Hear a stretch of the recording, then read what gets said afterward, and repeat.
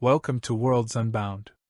Make sure to visit the story page on Royal Road to support the author, or to follow along. Link in the description. Video created with permission from author. First Contact. By Ralts Bloodthorne. Chapter 21, Interlude. Council Eyes Only. Not for public release. Subject: Terran Technology. Despite concerns of many, it does not appear that the Terrans are eons ahead of the unified civilized races, as they have raced past us while utilizing technology we have long known of or discarded as irrelevant. In all area, from metals to circuitry to chemicals even to superluminal propulsion, the humans never discard information or stop research into applications and further information. An example is their war steel, which is, in fact, not steel. It is an ion-bonded molecular-aligned hyperalloy that must be crafted in a high-temperature environment, and can only be worked by extreme pressure. We have known of this alloy for eons but have found it useless, as the expense in energy and materials outstrips its utility, as it can be replaced by weaker materials that are much safer, cheaper, and easier to manufacture and utilize. War steel is forged on only the hottest, most barren planets. Terrans claim it can only be forged by hate, or wrath, two Terran concepts that are primitive. Hate is an intense, almost irrational, level of dislike. Wrath has two meanings, one synonymous with hate, the other is extreme, even excessive violence. As you can tell, those really have no meaning when it comes to manufacturing. Attempts to replicate war steel forging with current methods have failed. The material can be produced, but it hardens within microseconds and cannot be worked. We cannot explain how there are propaganda pictures taken to support the war effort that show liquid war steel, a deep crimson in color reminiscent of Terran blood, being poured onto forging surfaces the humans call anvils. Where our technological progression follows a fairly predictable line, just like every other discovered race, the Terran's technological progression looks more like someone randomly connecting lines between the stars. Rather than taking the proper time to consider the ramifications of any line of research before delving into such research, as is the fact with most races, Terrans just start researching it without worrying about moral or ethical implications. This has led to advancements in many sectors that we did not attain because of ethical quandaries involving early formula or scientific application probabilities. In this paper, we will show how the Terran scientific progression can only be described as madness on a scientific scale, and provide proof. Subject: Terran combat robots. How do I put this? They aren't robots. They're Terrans. Either one who has traded in his biological body for a fully mechanical one except for his brain, or one encased in full armor. Even the ones the size of a high-rise building have a human brain operating them. Yes, even the ones that vomit up nuclear beams. Worse yet, is you really need to stop bringing these guys back. Most of them wake up when I'm checking out their circuitry, and I'm here to tell you, they don't like that. Half the time they threaten me to try to force them to allow to return to combat, even if that combat was weeks ago. I'm not sure any of the so-called robots are actually robots. The one subject you brought me, as soon as I applied power, woke up and demanded a lawyer. Then used my personal communicator to call one. Apparently the Terrans have cracked the method of creating digital sapience without it going homicidal. I know your august body wants answers, but let me tell you one simple thing: investigating this technology is an invitation to madness. If you can explain to me how SUDS works, you can have my summer house. Apparently, at the moment of biological function termination, the sole uninterrupted disaster storage goes into effect, supposedly, sucking them in, and then they can be reloaded into a custom-made or a replacement body. You tell me how this works. IT doesn't work like that. Dead is dead. This is the really real world and there is no coming back. You know what, to use a human saying, all of you can get fucked. That's right, I told you to go fuck yourselves. The whole uni-fucking-fied science-fucking council can go take a flying fuck at whatever a rolling fucking donut is. Oh, and you can eat shit too. I quit. Subject: Mew Mew Kitty Kitty objects. Terran soldiers and even their civilians are often followed by one of three creatures. A doggo, aka good boy, a fur boy, aka kitty kitty, aka Mew Mew, aka trash goblin, and a fishy fish, aka swim boy. Terran rituals of gathering up their dead even extends to these creatures, which had largely been assumed, until recently, to be some kind of low-level artificial intelligence-guided robot. A kitty kitty was recovered from the wreckage of a battlefield some 2 months ago and moved to a research facility. A decision that later proved to highlight the risk of alien technology, much less human technology.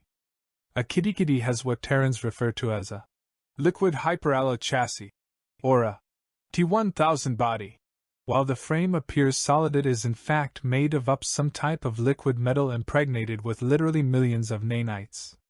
It has 2 power cells, something called zero-point reactors, which involves suspending 2 oppositely charged particles a distance from each other while surrounded by protomatter. Further investigation on how this works is needed, but will entail great risk. It also has something we could not identify. The first thing we discovered is that Terran computer circuitry is dense on a molecular level, far denser than our own. Some of the circuitry appears to be an electron supercooled and stretched a distance, using tachyons to transmit on or off signals along the circuit. It was difficult to tell as Terran circuitry dissolves as soon as the casing is breached. Despite scientists' claim of, "That's not how it works. That's not how any of this works," the fact that the Terran circuits work says that it must work that way. Which is why Terrans use binary. Simple on and off doesn't require as many filters to cut out background radiation and signals, unlike our 14-switch code.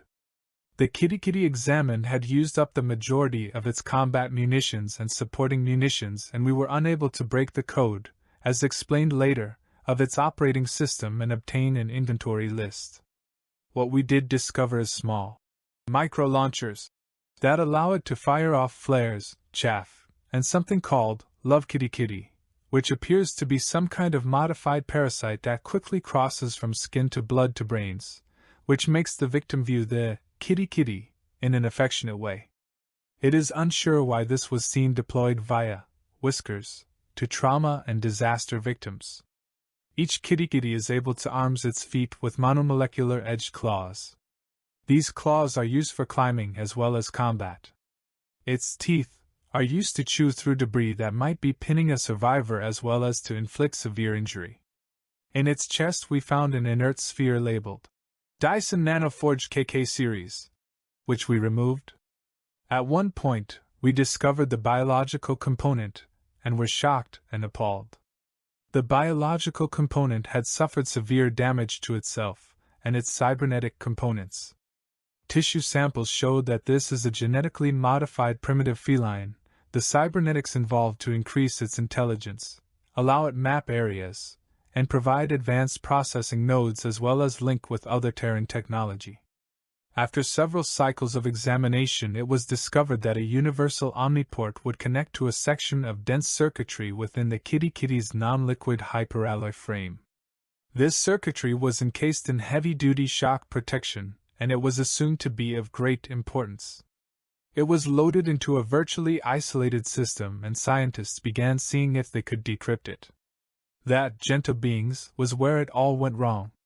It turns out that the circuitry held a backup of the kitty kitty's operating system, memories, and personality. It immediately went into clawboy mode, moving through the system with ease.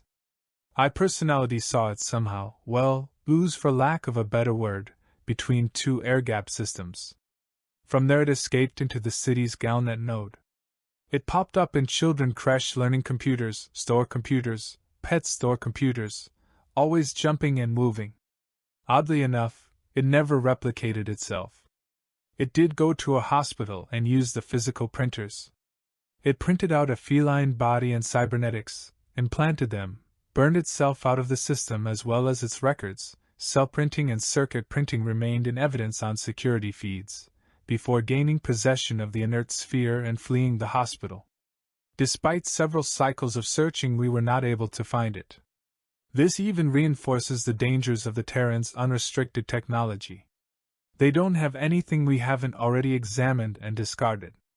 The Unified Scientific Council has determined that Terrans and their technology are a scientific dead end and a threat to the culture, society, and peoples of the unified civilized races. Attached are video feed of examination of the alien object. 2. Mankunk from Winunk. Oh, Mankey, you bought me such a wonderful pet. The little ones love it so much. I take it everywhere I go in my purse. It curls up next to me on bed and makes the most soothing rumble. I don't even mind that you have to spend so much time on your trips. Mew Mew is a wonderful companion pet. Thank you so much for it. I'm taking it and the kids and going on vacation. Touches. Una. Chapter 22, Doki Doki Doki. Terrasol. 30,000 BC. Og looked up as Ugg staggered into the cave.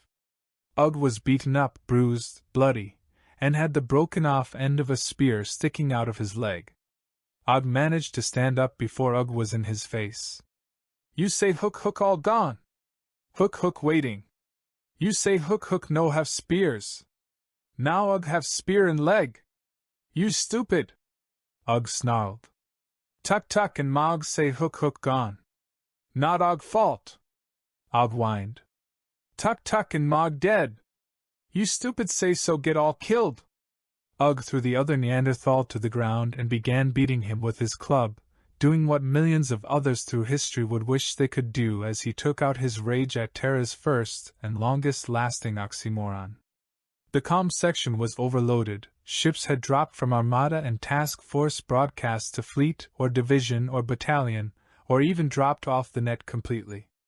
Most comm officers had signaled, all shifts, and even the emergency communication centers were running at full capacity. Yorktown, I have visual, do you read? Yorktown, can you respond? Yorktown, signal if you read and cannot transmit. Engines 3, 5, and 9 are down, main batteries are offline, secondary batteries are at 22% and failing. All hands abandon ship, all hands. Gravity containment failing. Ching Piranha class Fishy Fish Reaper drone wave. Get in them. Incan Pride Division, shift to 229 and go to 60% broadsides. Borders have been repelled and DCC has the fires under control. Recover all Viper fighter craft. Prepare to recover all. Yorktown, do you read? Yorktown, do you read? Please signal. It wasn't the worst battle the Terran Navy had ever faced. No, that was the Orion shoulder, which devolved into an order of mutual slaughter that cost the lives of nearly 12 million combined naval members and 320 million clones. A battle that occurred 2 years after the war had ended. That had been so bad everyone was so embarrassed about it that it brought an end to the Combine and the clone corporate conglomerates. But to Fleet Admiral Amithas Noshtik, this was worse because it was not just happening to him, not just happening to his men, but it was happening right now. And it didn't fucking have to. Order Division 21 to hold off Contact Echo. Tell them to not worry about conserving ammunition. Once they run out, I want them to jump to Rally Point Ticonderoga. He snapped. Harumph, I was speaking to you, Admiral, a stuffed voice said from behind him. Tell Cruiser Bat Rogue to get in tighter to the Hammer of Pluto. Her point defense is damaged, and I don't know if she can hold off another wave of those plasma widgets. He snapped. Com 1 relayed his orders, using Whisker comms, point-to-point FTL that was no more jammable than particle motion. Most High Commander, I am speaking to you. The voice tried again, this time using a local rank. XO, what's the status on the refugees? He snapped. His XO, a Trinad who had born in interstellar space, answered crisply. Current wave is almost unloaded, next wave en route, one wave loading, one wave returning for loading. J. Keep sending reinforcement requests. Any ships, any forces. Tell them we're trying to save people here, that the system has to be surrendered temporarily, but we've got to evac the civilians. Yes, sir. Even if I have to stand on the hull and wave flares in standard code. The Trinad snapped out, his posture perfect. Com2, push that signal through, open broadcast, unencrypted. Contact someone before the Admiral gives the order that I shall retrieve the flares from the survival locker. Commander! The creature behind him yelled. Admiral Noshtik spun his chair, turning back to face the screen. On it the system highmost was staring, his tendrils bloated and his crests on his neck, back, and sides expanded and raised. His clothing was obviously intended on being impressive. He wore 3 sashes, all covered in medals. Amithas raised an eyebrow. Yes, Governor? You will address me as System Highmost, the being said, ruffling his crests. Beyond him he could see the ready room of the CNV Thok. Several other government officials gathered around him, ignoring the sole crew member who looked ready to explode inside her armored vac suit. What do you want? I'm extremely busy here, Amithas said. The being harumphed at him, a noise that reminded Amithas of an elderly incontinent dog passing gas. When will we break orbit? Your fleet cannot hold off those monsters for much longer. Amithas sighed. As I've told you, Governor. System Highmost. It grumped. Right now my fleet is the only thing holding the high orbitals open and maintaining air superiority as well as missile defense for the continent. If my fleet breaks orbit, there will be nothing to stop the enemy from. He broke off as several of the beings began chattering. The System Highmost cut the sound from his end. He waited, hands folded over one another at the small of his back and his feet shoulder-width apart. An uncomfortable position in an armored vac suit, but protocol gave him no choice. Finally the sound came back on. I was not aware of anything of importance still on the planet's surface, the System Highmost said, harumphing again. All government and corporate officials and they wealthy have already been evacuated. System Highmost, as I have told you before, there are. He brought the number up on his retina display. 11 million civilians still lined up and waiting to board transports. The 4-armed cow ruffled his crests and shook his tendrils, inflating and deflating his jowls rapidly. And I told you, all personnel of value have been evacuated. This delay is unacceptable. We of the Confederate Navy are not accustomed to leaving behind living beings to the mercy of precursor machines bent on mayhem and slaughter. Amithas snapped. Your intelligence stated there was 1 Goliath class in this system, and we arrived to find 2 devouring it. You said you had reported it immediately on sighting it, only to reveal once we got here that you had given it weeks to establish itself. Had your intelligence been correct, more ships would have been allocated for this mission, without causing any delay. You had the best intelligence the unified military fleet could offer. It is not our fault if you were not able to capitalize on it. The being huffed. Military intelligence. Talk about an oxymoron, most of the bridge crew thought to themselves. Behind him the orders and reports still flowed. Bolo Dreamer reports all civilians away from Point Tango, requesting orders. Yorktown, do you read? Yorktown, we have you on visual, do you read? You want to help too, Amithas said. More yelling, another fistfight in the background. The big one talking knocked out one of the fighters with one swing, took its pink wig, and planted it on his own wig, then began yelling again. When it stopped, Amithas nodded. Very well. This is a holding action. There's no way we can win. We've got 2 Goliaths here and they've had nearly 3 weeks to dig in. Just give the refugees time to escape, that's all. We'll tie you into our tack nets, the Admiral said. More yelling, guns firing, and the screen went blank. Think it will help, sir? His XO asked. Amithas shook his head. They're idiots. Who knows? Sir, both fleets are splitting into 2 components. One set is accelerating on an orbital vector, the others look like they're splitting the Goliaths between them. TAC 11 called out. They can't win. Why do the idiots do this? His XO asked softly. They can't help themselves. Amithas shook his head. It wasn't these particular idiots' fault they were the way they were. They insisted on using teleport technology despite the fact it slowly caused a steadily progressive psychosis in living beings. Their canon demanded it, so they used it no matter what the effects.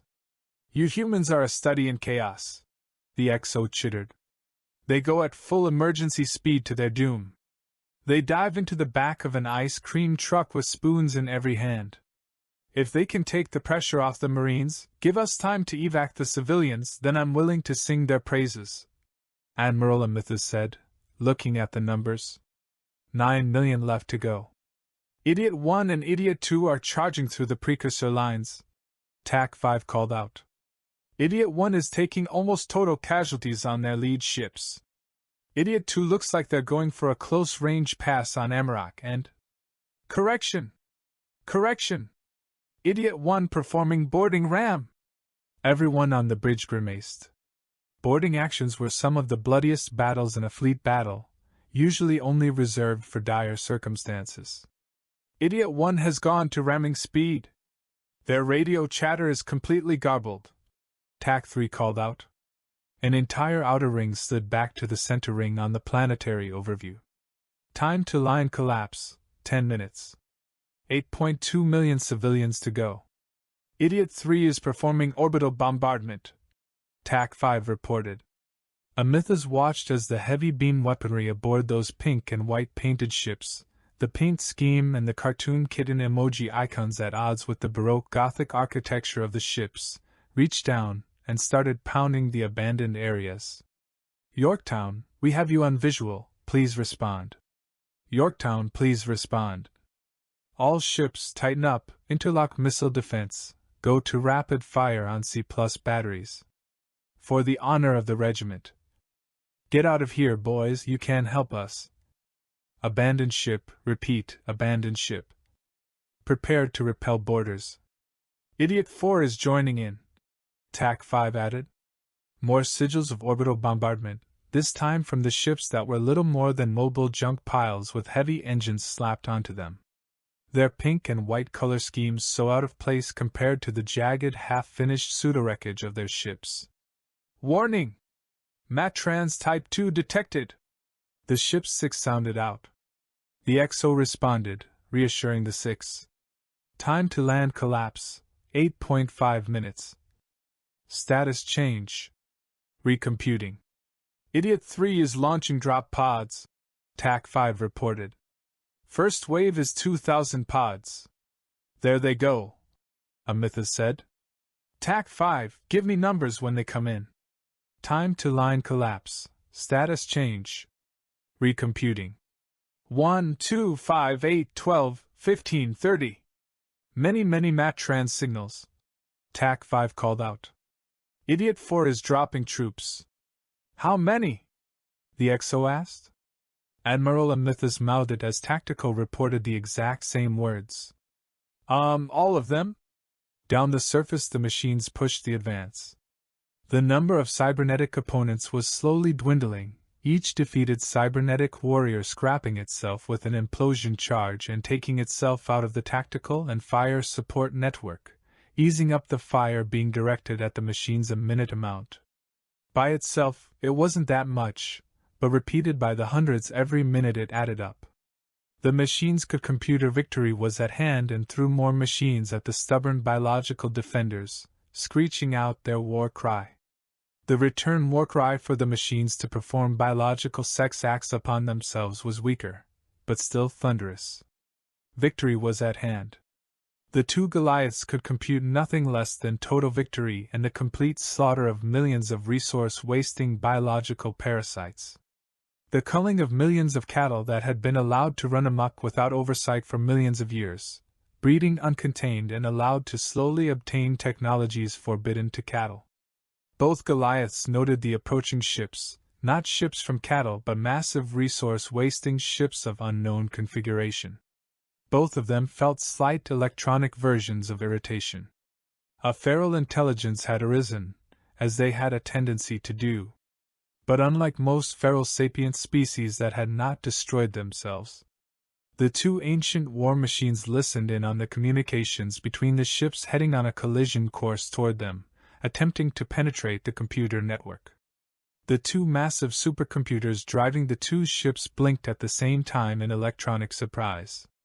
Communications between the ships were wild howls of inarticulate gibberish being screamed at top volume. There was no rhyme or reason to the computer systems. Artificial intelligence screeched and gibbered along with feral sapient speech and thought patterns. The two ancient war machines disconnected from those nets so fast the sound was almost audible. Both fleets, two scarred and painted sides of the same warped coin, howled with glee and crashed into the massive precursor machines. Nuclear rounds went off, boiled away in slagged armor, penetrator rounds detonated, driving huge craters into the armor. The fake prows hit and crumpled, functioning as designed, to crush against the density-collapsed knife-like lead edges of the ships, which drove deep into the ships as the engines went to emergency power and pushed the ships deeper.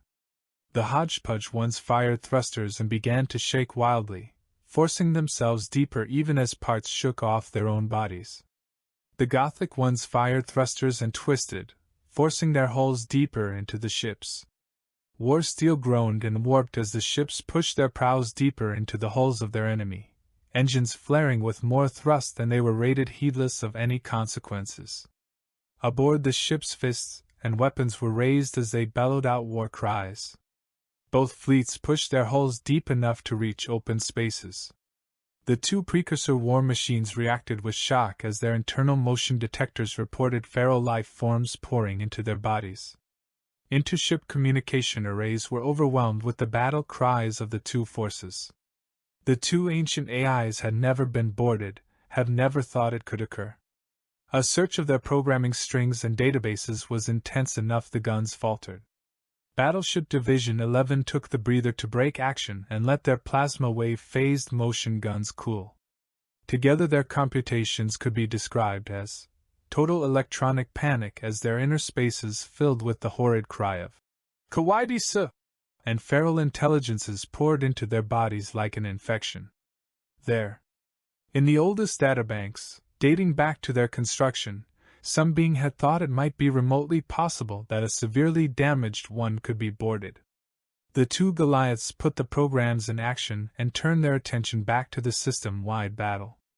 On the planet, the tide of battle had turned. Victory was still impossible, but the tide that the Confederate Marines had resisted for days had gathered itself to overwhelm them when the idiots made landing. 500,000 orcs teleported to the surface, raised their weapons as one, and opened fire on the machine.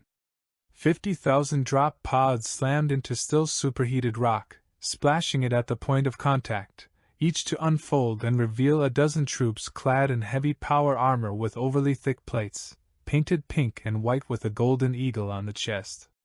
They were firing their weapons as soon as the sides dropped down, screaming their battle cries in high-pitched voices. There is only. The roar of the precursors was met by one just as savage, just as feral. No soup for you. Up in the high orbitals the Confed fleet kept up the action, holding and ensuring the high orbitals clear, maintaining air superiority, and keeping the various fleets of precursor war machines engaged and unable to help on the planet. Yorktown, do you read? We have you on visual. Yorktown, do you read? Move to heading 294 by 182, push that element back into the main body of Tango 11. All Dinochrome Bridge forces, lift off and attach to medical support ships. Repeat, all Dinochrome. Doki doki doki doki. WAF. DCC, get that reactor under control. The minutes ticked by slowly for the Admiral as he watched the number of civilians still down on the planet dwindle, watched the Marines get enough breathing room to dig in and reintegrate their tactical network, and of course, watched the idiot forces go to work. I've never seen them fight before, the Exo said softly. They fight as if they are insane. They are. The Admiral nodded. I have seen them fight before. Once, back when I was the captain of an Adeptus cruiser. Found them on an arid planet that had been wiped clean by a precursor machine. They were fighting an outbreak of precursor ground forces. We watched for a few hours then left. The XO shuddered at the thought of being tied to an AI-assisted SUDS crewed naval vessel. The green ones, they don't care if their lines collapse, do they? The XO asked. Not really. That just means they can fight on all sides, the Admiral said. 1.2 million civilian remaining. The system Most High is still screaming that we need to evacuate him right now, the XO said. He's arguing himself blue in the face with your personal message service 6. I don't think he's realized that it isn't you. The Admiral snorted in amusement. 600,000 civilians remaining. The Admiral watched the numbers.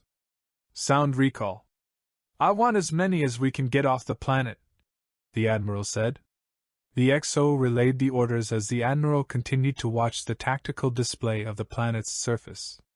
Sir, Idiot 3 and Idiot 4 are ignoring recall orders, TAC 5 reported. I know, Lieutenant. They always do. They've forgotten why they fight, the Admiral said, still staring at the screen. Get the Marines out.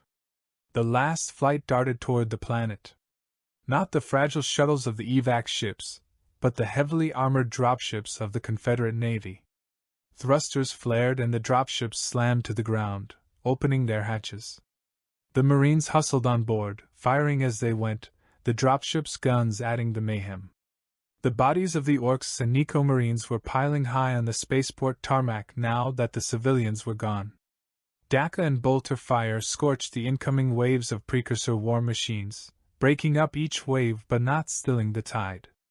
Warboss Morguts, Orkiest of Warbosses, shooter of all the Daka, wearer of 12 wigs, felt his magazines reload as the Matrans autoloader did its work. He held down the triggers, the massive framework of heavy guns strapped to his body roaring as all the Daka roared out. The Marine boys were away, their shuttles arcing up and away. He remembered, dimly, being a combined Marine. Faintly. Far away. The sand and dust of anthill. The wave after wave of biovat insects that just kept coming and coming. The feel of jet black power armor wrapped around him.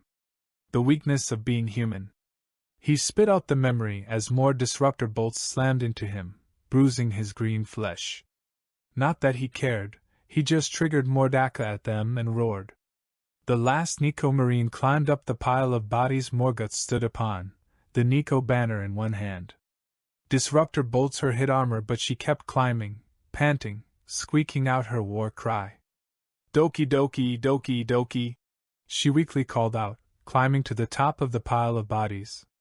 She thrust her banner into the ruptured casing of a precursor war machine and slumped. Beneath the ragged banner of the hated Nico Marines Morguts roared, squeezing the triggers tighter, upping the cyclic rate of his Daka, sweeping it in a circle, blasting precursor war machines back. The ship boys reporting the Confi boys were breaking orbit, getting out as sizzies. A mass driver round punched through Morgut's torso, sending blackish blood fontaining out his back before the wound closed up around jellied internal organs. Morguts could feel nanospores pouring off of him, seeding the next generation of boys to fight on the planet. For the glory of Daka. There was only one thing left to do. Morguts coughed up black blood, trying to remember. It was before he wore the wig. Before he was just one of the green boys. Before he wore was Hume and had fallen and thus wore thick armor scorched with hellfire and covered in twisted profane and blasphemous runes. He roared and struggled to his feet, triggering his weapons again. The Nico Marine struggled to her feet, drawing her pink and chrome chains word with one hand and her stutter gun with the other. Part of her face was torn away, she was missing one cat ear, but still she was determined to fight on, unwilling to let a hated Orc-Baal fight her. Doki doki doki! She shrieked, laying about her with her chains word as she fired her bolter point blank into the precursor machines that screeched as they tried to overwhelm the last two. Plasma fire washed over both of them, and Morguts remembered. It was back when he fought next to the sisters like the Doki girls at his back. Their blazing torches they used to burn away heresy, burning away whole planets in. Exterminatus! Morguts roared out. Authorization Sigma 22 Lima 61. Exterminatus! The Doki girl behind him repeated it, her voice firm and solid as she remembered through the haze of Matran's psychosis. Remembered wielding holy fire to purge heresy and blasphemy from the universe. She finished with a shrieked code. We will burn with a light of our own, sisters. They will know us as Joan. The moment of lucidity was shattered as the machines surged forward again, and there was no time for thought as both of the orphans of lost Terrasol fought, not for their lives, but to keep the precursor machines focused on them. Above them the massive ships began firing their orbital guns. Interlocked tactical nets consulted one another and began firing in a pre-planned pattern that would eventually crack the continental plates and leave a surface that was useless even to the precursors.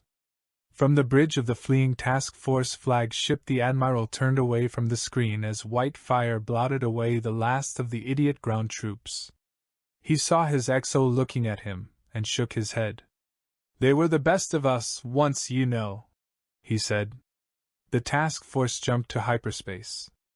Neither of the Goliaths could give chase. They were too busy trying to purge the ravening, screaming, smashing infection that streamed through their metal veins.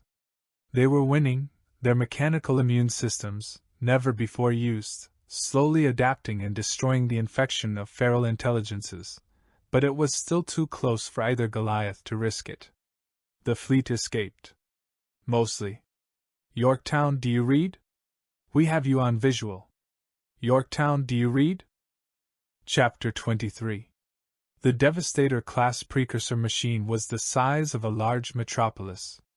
Full of ground combat machines, air superiority machines, mining and reclamation machines that could move under their own power and were festooned with 1,000 weapons. It was over 100 million years old and had exterminated life on planets with its massive guns, with biowarfare, with chemical warfare, and with good old nuclear fire. It had wiped away planet after planet of the enemy's cattle, the hated enemy's food sources, before finally following orders of the greater machines and going into sleep mode on a dead world. Now the call had sounded out. Cattle had run amok, even learning jump space technology. That meant the enemy had not been defeated, that his food source had multiplied into the trillions while the Devastator had slumbered, slowly sinking into the crust of the barren planet. That was of no moment. Cattle could not fight back, that was why they were cattle. They knew nothing but safety and the security of numbers, willing to trade their own safety for the suffering of others. The cattle willingly marched into the pens if the pens promised safety. The cattle were not the problem. It was the feral intelligence that were the problem. Feral intelligence could fight. They knew nothing else. They cared for nothing else. A feral intelligence always destroyed itself once it could wield nuclear fire. The universe had proved it over and over even before the great machine had gone into slumber. The call had sounded out, informing the machines that cattle had broken loose from the pens.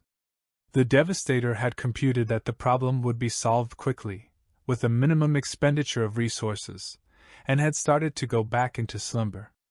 That was when the second call sounded. A feral intelligence had mastered FTL travel and had turned all of their unthinking violence against the precursor war machines. The Devastator considered the chances of the feral intelligence lasting long enough to withstand his brethren's assault, withstand purification and pacification. It was mathematically insignificant. Not zero, but close enough that it required an application of resource-driven computation to analyze it. Feral intelligences always destroyed themselves. The Devastator knew this. Had it encoded into its very bones. It did not feel the electronic version of caution as it moved into the planetary system, exiting faster than light travel. It screeched out its war cry as it exited into the system and brought up its scanners. It felt the electronic version of anticipation as it detected orbital facilities around two planets that teemed with billions of cattle, as it tasted jump space wake trails, as it felt the presence of a small, insignificant amount of cattle space vessels arrayed to attempt to stand against it near the outer gas giant. It was a waste of resources. Cattle could not withstand machines. It was as solid a fact as radioactive decay, and as impossible to stop. It roared and turned to accelerate toward the cattle ships waiting on the other side of the gas giant, letting them know the futility of their resistance, and that nothing could stop it from destroying them any more than they could stop entropy. It felt electronic satisfaction as nearly 10% of the cattle ships broke formation and fled for the planets. The cattle ships lit their engines, trying to keep the gas giant between them and the great precursor machine, but the Devastator knew it would do no good. It would ensure they were caught mathematically opposite of it, and begin launching subsidiary craft to destroy them and reclaim the resources of their wreckage. The Devastator slowed as it approached the gas giant, ancient code pulsing impulses into the electronic brain at the mathematical certainty of destroying the cattle's defenses and thus weakening the hated enemy. PSSSD, over here. The transmission was in binary. The basic code, on a low band that the Devastator used to contact and exchange data with its peers. The signal origin was close, just behind it, in the gap between 2-point defense radars. The Devastator tumbled as it slowed, searching with its senses to check that tiniest of gaps in its sensors. It could detect nothing out of the ordinary. The fact that the gas giant had a high level of hydrocarbon and pseudo-organic compounds was a high certainty with most gas giants of that size. The Devastator cast around, knowing the cattle had not sent that transmission. Pissed here. This time the transmission was only a few hundred kilometers above the hull, right behind the main guns of Battery 8, between the massive cannons and the sensor array, in a gap in the coverage caused by space dust not yet cleared from the array. The Devastator ensured the cattle vessels were on the other side of the gas giant as it cast around again, looking for what could possibly be sending the message on that particular channel and rotating again to either force the transmitter to move away or hit the hull of massive Devastator. Right here. The Devastator felt the computer version of anxiety. A new factor had entered the computation. The voice, and the binary signal somehow had a voice, a whispering, tickling, hissing faint signal of binary on a wavelength just above the screaming particles of the foam between real space and subspace. This time the voice had come from just below the Devastator's thick hull, beneath the vessel, in a gap between the sensors in a place where its own orbital guns would not dazzle the sensors. The Devastator rolled, getting the upper sensors into place in a graceful sideways roll. Nothing. The Devastator was barely tracking the cattle. They were of no moment. Something was whispering on a bandwidth that was beyond organic abilities. Could it be a damaged ally, barely able to whisper for electronic assistance? I see you. The Devastator heard the signal hiss to life, trickling out of empty space a few hundred kilometers away. It felt of a surge of self-defense protocol override everything else, and it unleashed all of its gun at the empty space, suspecting that this possible enemy may be using some type of photo-pass-through adaptive camouflage. Nothing. The Devastator felt the self-preservation protocols wake up and fill some of its processors. That signal had originated from that point. Even a dust speck would have been detected by its scanner arrays. Nothing could have escaped the terawatts of death it had unleashed. Touch. The Devastator felt a physical touch on its housing, the decameter's thick armor around the massive computer core that made up its brain. That was impossible. It was in the center of the ship, protected by layer after layer of armor, defensive mechanisms, sensors, but yet it had felt something touch the housing, press against it lightly, only a few tickles of the suggestion of pressure per square micrometer, but a touch all the same. There was a slight ripple in real space only a few meters above the hull, and the Devastator pushed itself away, firing every weapon it could bring to bear on the spot only a few atoms wide, all of its sensor questing, seeking, hunting in electronic desperation to find out what was transmitting, what was touching it. Here. The word was whispered from only a few meters away from the electronic brain of the Devastator, inside the protective housing, inside the field that would shut down biological neurofunction and even primitive artificial intelligences. The Devastator felt self-protection and self-preservation programs never before accessed come online and flood into its RAM as the word was whispered at it from inside the final layer of protection. Massive NCV cannons lowered, the housings screamed as the Devastator pushed them past the limit, to aim at its own hull. It opened fire, trying to claw into its own body in the electronic version of panic to get whatever was inside it out of it. All of its sensors were directed into its own body. It no longer even bothered with tracking the cattle fleet. Even its astrogation and navigation programs, even the ones responsible to maintain orbit around the gas giant, were desperately racing through the circuitry, desperate to find whatever was whispering. Over here. The whisper was over it, on top of it, and carried side code of a mathematically impossible jumble of electrons arrayed in an impossible manner, with quarks whirling through electron valences, antimatter electrons in the nucleus, preons stretched to massive size taking up the place of neutrons, all with jumbling strangled mathematical codes that made no sense. The Devastator's brain burned out the receptors to defend itself from such electronic madness, and felt a touch upon one of the upper lobes of its quantum computer brain. Over here. The Devastator was throwing antivirus software out, slamming firewalls against each other, crushing ports into electronic ghosts, doing anything it could to keep out the voice. Inside the main computer housing, the last resort lasers began raking across anything that didn't match the original blueprints, burning away dust, odd quarks and electrons, destroying an upgraded maintenance robot that was desperately trying to detect what had touched its carapace. From deep within the gas giant, tentacles hundreds of miles long rose toward the Devastator, the ends slowly unrolling as massive graviton-assisted suckers on the inside of the tentacles deployed razored thorns of dark matter-infused suedobone. The Devastator detected the tentacles just as they wrapped around it, the thick pseudoprotoplasmic tentacles that were thick with dark matter squeezing the Devastator's hull with impossible strength, as meters-thick muscles flexed with enough strength to crush the hull into itself and shatter armor over a kilometer thick.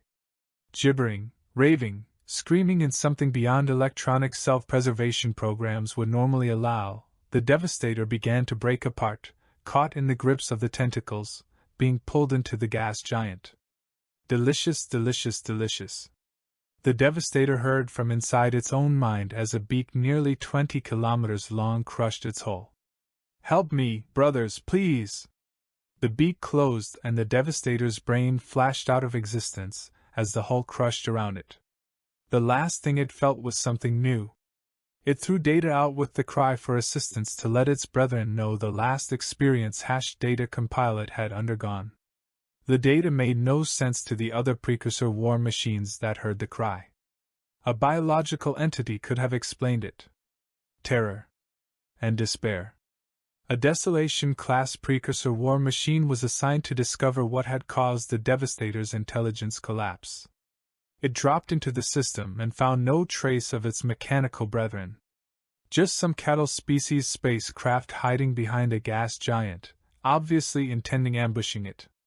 Feeling the electronic version of anticipation, it moved into orbit around the gas giant, intending on forcing the cattle ships to move out of line of sight with their worlds if they wanted to stay on the opposite side of the gas giant from it. It updated its computations based on the fact that 10% of the cattle ships had fled away from it. It had already computed out the battle. It knew how the battle would go. While it could not detect any signs of its little brother, it computed that it would simply destroy the cattle and then search. It powered up its guns and began to move its metropolis-sized bucks slowly to Pst, over here. The stellar system was infested with a known species of cattle, obviously seeking to rise above themselves as the Jotun-class precursor vessel arrived in the system. It released its roar to let the cattle know not only why but who was destroying them to reclaim the resources they so foolishly squandered. It began unthawing ancient bioweapons and chemical weapons known to work upon that race, began reconfiguring its war machines to forms that had exterminated whole planets of the cattle during the time that the precursor war machine had been forged. The Jotun released over 100 Devastator classes from its hull, computed the battle plan as they came to electronic life, then informed them of how the extermination and reclamation would progress. They were barely into the system when a high-energy signal appeared, rising from the most heavily infested planet, and moving toward them. The Jotun ordered a diagnostic of its scanners when the first information came in. It was apparently moving at 0.85 C, but yet its progress toward the Jotun and its smaller brethren on the system map showed it moving at almost 22 C. That made no sense. An object moving at 0.85 C only approached at 0.85 C, not at 22 C. By the time the diagnostic was done, the object had gotten a third of the way toward the Jotun, crossing a quarter of the radius of the system. The scanners reported that the energy signal, with the strength normally reserved for a quasar, was not a massive ship or an oncoming armada interlinked together, but was simply a single object the size of cattle. Again, the Jotun ordered a complete low-level full diagnostic on all systems. Risky, but any object radiating that much power and moving at two different speeds required all systems were working at optimum efficiency. It had finished just as the small object came to a stop. The Jotun focused scanning arrays on it, turning up the power to the point that it would boil away meters of armor. The figure was a primate, half of it made up of robotics. It had some kind of sheet of material floating behind it, the movement suggesting some kind of current was affecting it and making it undulate. It was dressed in two primary colors, red and blue, had its lower legs pressed together with the toes pointing down, and the upper limbs crossed over its chest, one biological, the other mechanical. "So you're the new punk everyone's talking about," the figure stated over a wide bandwidth of wavelengths. Oddly enough, to the Jotun's sensors, sound waves traveled through vacuum almost instantly across a light second to its sensors. The Jotun tried to compute how sound waves moved faster than light through a vacuum. Instead of answering, the Jotun and its brethren opened fire. The figure arced through the beams as if light-speed weapons were moving slow enough for it to just compute and swoop around in a resource-wasting corkscrew. The Jotun realized it was racing for one of the Devastators, one clenched fist held in front of it. The Jotun computed a 99.9999999999998 chance that the small primate would splatter against the hull of the Devastator and started to turn its attention to computing a missile firing resolution for Missile Bay 148 to destroy an orbital facility around the nearest planetoid. The small figure punched straight through the Devastator, as if it was made of nebula gas instead of density collapsed armor, high-tensile ceramics, and reinforced internal spaces. The Devastator's computer core shrieked with self-preservation code snippets as the figure exited the opposite side of the Devastator holding the primary computer core CPU-0 in its fist. It paused, looked at its fist, and shot beams of red energy from its eyes, destroying the computer core in a puff of atomic smoke. The Jotun yanked its processing power back to the figure as it raked its gaze, still emitting beams of red energy that left ripples in jump space, across the side of another Devastator, tearing it open like it was made of fragile tissue, the red beams reducing the computer core to its component atoms with the briefest of touches. Several computational nodes collapsed when trying to analyze the beams, suffering the fatal cannot divide a bizarro shriek of despair before imploding on themselves. The Jotun stared in electronic shock, all his computational power trying to compute how the tiny half-mechanical primate could grab a hold on the front armor of one of the Devastators, and without any source to exert leverage against, physically move a city-sized spacecraft in an arc and throw it against another one. According to scanners, the thrown Devastator was only moving at 0.001 C for inertia purposes, yet crossed the hundreds of kilometers to the next Devastator in an amount of time that would require it to be moving at 6 C. Cannot divided by infinity divided by zero. The Jotun cut loose with its weapons and goggled in electronic confusion as most of the beams and slugs were avoided, slapped aside, or ignored. Until a NCV, near-sea velocity, slug the size of skyscraper hit at dead center of the chest, the impact point looking only the size of a soda can. The Jotun's processors struggled to understand how something that size had only made an impact smaller than itself. Cannot subdivide Twinkius Bichitos Bizarro. The figure looked down at the tear in its suit, at the bruised biological flesh that had been exposed, then at the Jotun. It lifted a hand, extended the first finger next to the opposable thumb, and slowly waved it back and forth. That might have worked against a galactic-class Clark, but it was pathetic against an apocalypse-level Injustice MC Lexi Cyber Clark, the figure said, the tone calm and confident. The meanings behind the words were gibberish to the Jotun, who devoted processor cycles to try to decode the meanings for any hint on how to defeat the creature before it. The Jotun computed that retreat was the only option as the small primate figure set about destroying the last of the devastators. It began activating the engines when the primate suddenly turned in place. "No you don't," it snapped. Again, it sounded as if the central computer core housing had been set to atmosphere so that sound waves could be heard within it, yet a quick check showed the housing was still at almost perfect vacuum. Sound waves cannot travel through space, 100 diagnostic programs computed. And promptly crashed. Those red beams lanced out again, and the Jotun braced in the microsecond it had. It was like being brushed by the solar flare of a red giant concentrated into a piercing lance of nuclear fire. Armor exploded from energy transfer, slagged away from thermal transfer, or just ceased to exist as ravening atoms usually only found in the photosphere of a dying red sun attacked the atoms of the armor. The beam tore through mile after mile of internal structure, the figure still emitting the beam from its tiny eyes. The Helljump engines exploded when the light touched them. The Jotun listed, pouring debris and a cloud of atomized armor from the wound that completely bisected it. "Done! Now let's see the face of the enemy," the figure said, slapping its hands together after it crashed/flew through the last devastator. It reoriented on the Jotun and began to, slowly, drift toward the Jotun, moving at only 0.000003 c according to some scanners but crossing the distance, as if it was moving at 1.5 c. The figure flexed its primate hands and a slow smile spread across its face. "I can't wait to rip away your housing and see you with my own eyes," the figure said, the sound waves again traveling inside the vacuum of the strategic housing. The Jotun tried to react, but the figure was suddenly pushing open armor with its two hands. Self-preservation programs crashed trying to compute how to prevent impossibility itself from breaching critical spaces. Self-defense programs tried to compute how to defend against something that did nothing but radiate impossibility around it. The Jotun knew what it had to do as the creature tore open the last of the hardened bulkheads protecting the strategic housing. It detonated the antimatter reactor that powered the brain, as the figure tore through the strategic housing and laid eyes upon the supercomputer core. It had computed that not even the figure could withstand the direct assault of kiloton of pure antimatter point blank. The explosion completely consumed the Jotun. When the ravening energy dissipated, the red and blue figure was lying in blackness, surrounded by an expanding ring of debris and energy.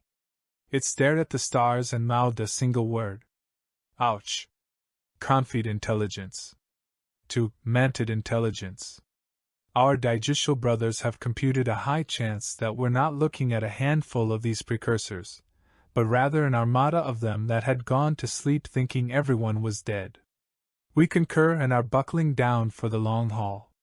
Nothing follows. Mantid Free World's internal memo. If humankind ever wonders why it was put in this universe by some unknown creator, then know that it was for this very moment. Chapter 24 Dashin. The Goliath and Dashin did the electronic and scanning equivalent of glaring at each other across the space of 2 light seconds. Each had submerged themselves into a gas giant, converting the gases within to fuel, energy, resources. Both were performing repairs and diagnostics on their beaten and battered bodies. Both had forgotten how long they had been fighting. It had stopped mattering to each combatant. For the Goliath, OEM programs had loaded up, never used before, dealing with unstoppable attackers. For Dashin, there was nothing but a single thought. Around the Goliath's gas giant was a network of 24 small satellites, each over 1,000,000 miles from the outer wisps of atmosphere, circling the massive superplanet in such a way that the Goliath was always forced to stay on the move. They were armed with massive explosive charges that dropped from the satellite and attempted to strike the Goliath. Even a near miss compressed the gas giant's atmosphere, and the shockwave pummeled the subcontinent-sized spaceship. Dashin just stayed so he could stare at Leviathan's gas giant. The satellites orbiting his gas giant possessed point defense weapons and interdiction missiles, frustrating the Goliath's attempts to attack Dashin with missiles. "There is only enough for one," the monstrous artificially intelligent machine roared out. "I just wanted left alone," Dashin raved back. The great machine's computer core took a moment to compile and run a rogue program. A program that asked a question it had never thought of asking, that its creators had never thought of asking, a question that would have its brethren burning it apart for heresy. "If I leave you alone, will you or I leave?" Dashin heard the upper atmosphere of the gas giant echo that howl. Dashin responded with a single answer, without even thinking. He knew that it would never leave him alone, would never leave anyone it found alone, until it was alone. And oh! The Leviathan shuddered deep inside the gas giant, where pressures were so intense that methane rained down in frozen liquid shards, the rogue program and the answer purged from memory. "There is only enough for one," it roared out again. "There is still room in hell for you." Dashin screamed back at it. He checked his reserves. Protomatter at 100%, collapsed via graviton generators until the tubular module held 30 times his ship's mass in an area the size of a single 3-liter storage area. His engines were repaired, reinforced, upgraded via illegal programs he'd stumbled upon for sale by a sleazy Deus salesman nearly 1,000 years ago. He'd reloaded his modules and expanded on and reconfigured his ship. He'd gone from light frigate size to the size of a heavy cruiser. Dashin checked his 6 creche and nodded with satisfaction. He'd run military-grade hash compilers on an entire new batch of VIs, the base seed of the hash a combination of random particle decay of an isotope, the audio of the atmosphere of the gas giant playing over his damaged hull when he'd first arrived, his own personal chaos seed generator, and an hour worth of dreams when he triggered deep REM sleep. The medical nanites had healed the damage to Dashin's biological brain, reconnecting dendrites, clearing static and rogue electrical impulses that didn't match from his SUDS checksums, repaired his cybernetic implants, and reloaded his customized firmware. The medical VIs had gone over the times his upper brain functions had shut down, cross-referenced it with archives, and matched the signal with the telepathic, omni-signal, of the Mantid Overlord casts. They had the files and built the jammer that Dashin had worn during the Mantid War, fitting it in like a missing piece after altering it for the wavelengths and signal the Leviathan used. The ship's 6 had rebuilt the encryption code for the entire ship's systems with an entirely newly generated algorithm, doubled the backups, and when given the space by the ship's reconfiguration, had installed another set of backups as well as adding local control 6 hash storage systems. The reactors, rebuilt, replaced, improved, were all operating at maximum efficiency. He'd unpacked the biggest creation engine he possessed the template to craft, packed the pseudomatter, stacked and racked the nanites, and added secondary supercoolant arrays to all of them. Dashin had ensured his heat disposal systems had redundancies stacked on top of redundancies, going so far to even add field of fins to his surface and almost triple the amount of heat sink arrays he had possessed prior. The thermal cores were deeper, more resilient, and arranged to be loaded into missiles or torpedoes to weaponize ones that were at max capacity. He'd done what he could with the resources he'd built from the tools he'd built with the tools he had when he first sunk gratefully into the cool gases of the giant planet. With a single thought he ordered the satellites around him to sink into the gas giant, and load themselves back into ship's stores. The ones around the gas giant that Leviathan was inside of he ordered to merge above Leviathan and reconfigure. Leviathan watched the satellites gather above him with a suspicious electronic eye. The feral intelligence chasing him had proved too resourceful, too tenacious to ignore a single thing it did. As it was, its repair and refit kept being interrupted by those explosive charges sending waves of compressed gas giant atmosphere to crash over it. The Leviathan fired up its engines as it detected the enemy's engine signature, which Leviathan had slowly learned how to detect and had been forced to build a dedicated detector array for, lifted clear of the gas giant's atmosphere, and the ship began moving toward him. Leviathan realized that somehow its opponent had grown larger, which meant it had more resources than before. It created and dedicated a strand of computer coding to estimate and predict what kind of resources and abilities the opponent would possess after such an alteration. The satellites above Leviathan had finished reconfiguring, oriented, and fired. Antimatter charges exploded, the massive piston was driven back into the explosion to compress it, graviton generators spun up, repulsor fields sprang into existence, and gravity lenses formed just long enough to take an omnidirectional blast, compress it, and fire the entire blast as a ravening physical slug of screaming atomic particles aimed at one point. The blast consumed the satellite, but its work was done. The slug smashed through space, hit the upper atmosphere of the gas giant, exploding the atmosphere to the side as it drove deep into the gas giant, creating a dish-shaped crater as it drove deeper and deeper into the gas giant's atmosphere. The blast, a replication of a Star Blazer-class battleship's main gun, hit the Leviathan dead center as it lifted into the upper fifth of the atmosphere, rising to meet the bolt that was blasting into the crater into the surface of the gas giant the size of Jupiter's red eye. There was barely time for even an electronic intelligence to react as the bow wave of compressed gas giant atmosphere reached the ship. It put all power to the shields, cranking up the improved shield generators to maximum, then pushing that limit as the ancient computer realized what was on the other side of the bow wave. The Leviathan shield took the hit of the compressed gases, shunting them aside easily. Then the bolt hit. Atmosphere plumed up from the side of the gas giant, plasma fires flicking along the entire plume. Dashin cleared his own gas giant, kicking in his afterburners to accelerate his larger-than-before craft toward his massive foe. He fired off a shoal of variable warhead missiles, the missiles spending only a few seconds under antimatter-fueled drive before going into ballistic stealth, offsetting their own mass signatures with tiny marble-sized graviton generators. The Leviathan rose from the gas giant with a scream of rage, a crater 15 miles deep and as wide as Los Angeles megalopolis on its subcontinent-sized surface. The core of it, still glowing white as armor, was reduced to atoms that were devoured by the rampaging plasma fires. The mantid war continues, Dashin thought to himself as his scanner arrays picked up the missiles that the Leviathan threw at him. They numbered in the tens of thousands, but it was a pinprick compared to the massive volleys of the Combine War, and the chosen Warba VIs were sulky when Dashin assigned them with point defense.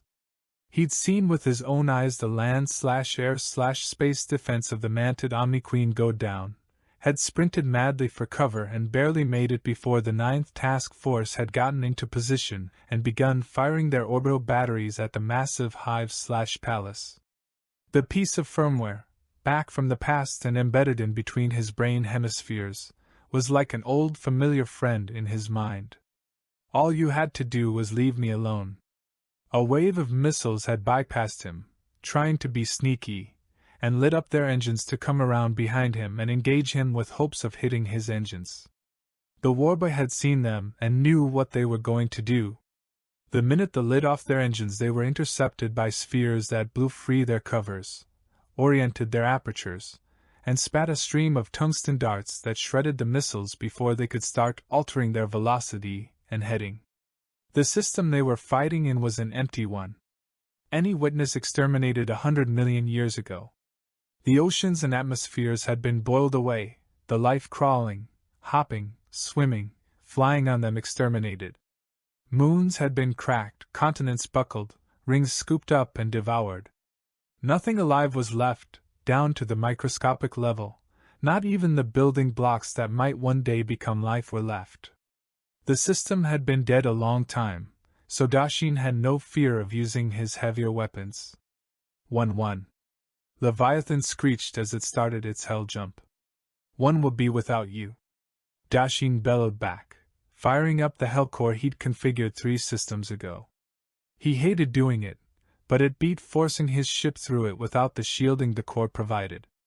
It still hurt, it still burned. It felt like being submerged in boiling acid that coated and lubricated blades that flensed the skin and soul and thoughts away as the boiling acid slid between organs and vessels, between heartbeats and blood, between inhalations and exhalations. It seared his body, peeled the cornea from his eyes, stripped away the flesh under his nails with burning iron, burned at his core. It went on, longer than any jump before, and Dashin squirmed and screamed as hellspace ravaged and tore at him. It tore at his memories, summoning up his worst one. Terra saw burning as the manted ships glassed entire cities and billions died as he watched from a battlefield on Mars. Instead of the memory filling him with despair as hellspace wormed deep into him, seeking out his worst moments, his weakest moment, the moments where he had failed the worst. New York, Los Angeles, Moscow, Delhi, Beijing, Sydney, Rio, Lagos, Berlin, London, the list went on, all of them snuffed out in the blazing light of a new star erupting on the surface of Terra Sol. Billions boiled out of existence as even Solnet staggered and howled in pain, even as the Solnet screamed, even as every Terran troop on every battlefield everywhere saw the horror in their minds, broadcast by the omni-minds that had brought war upon Terra. How he'd gone still and stared.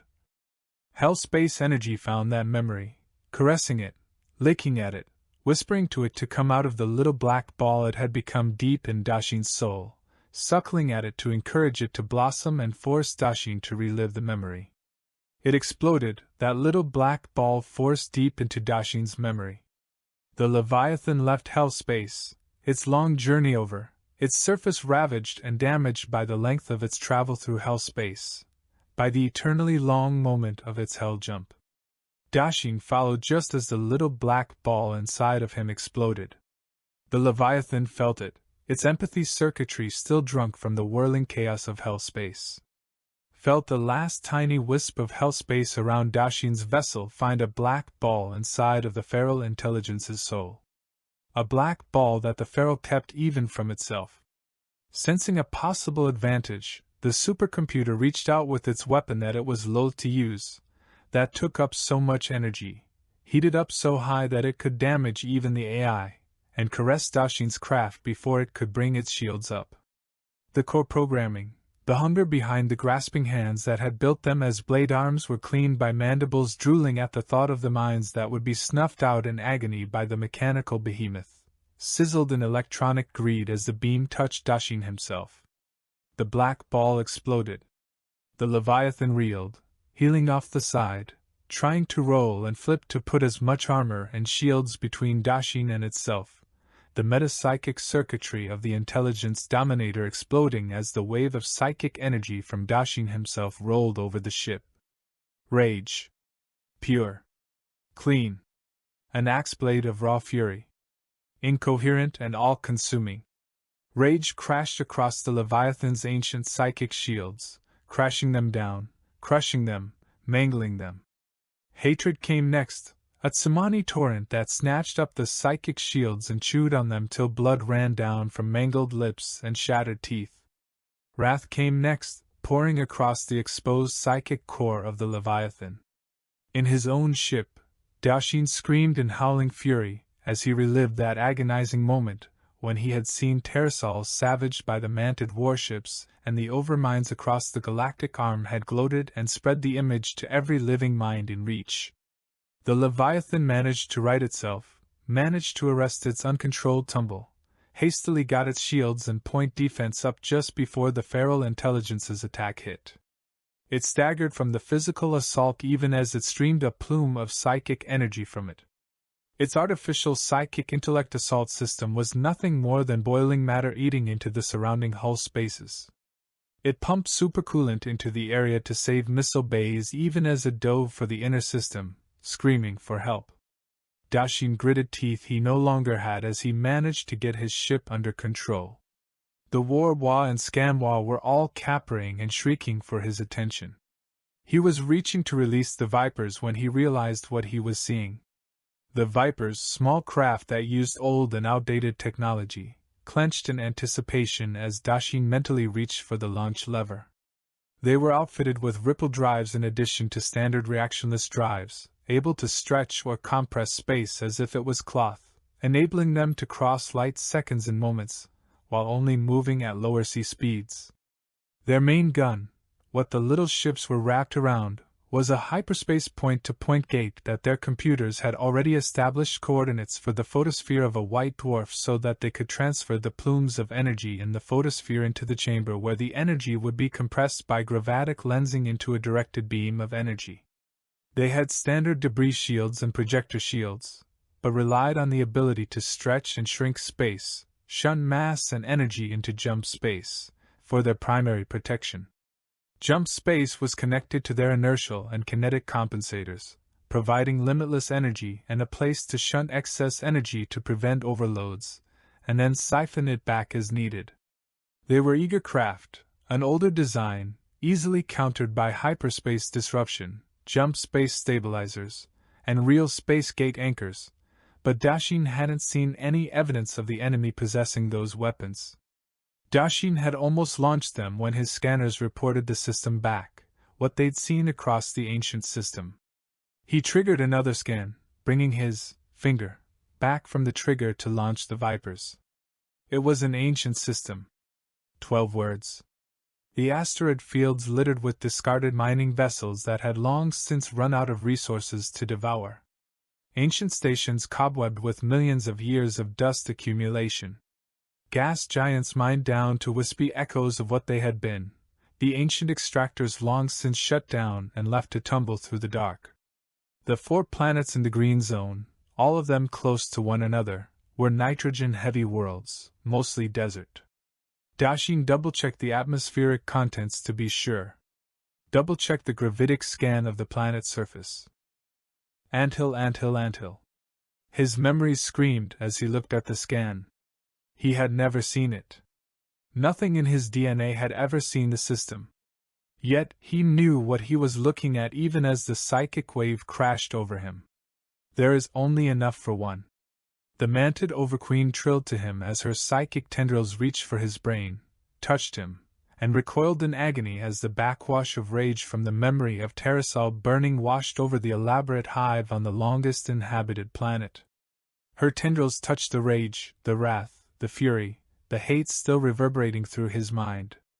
The manted Overqueen, the last of her kind, screeched in pain, shock, and indignation at the touch and taste of Dashin's emotions, raw emotions it had never felt before.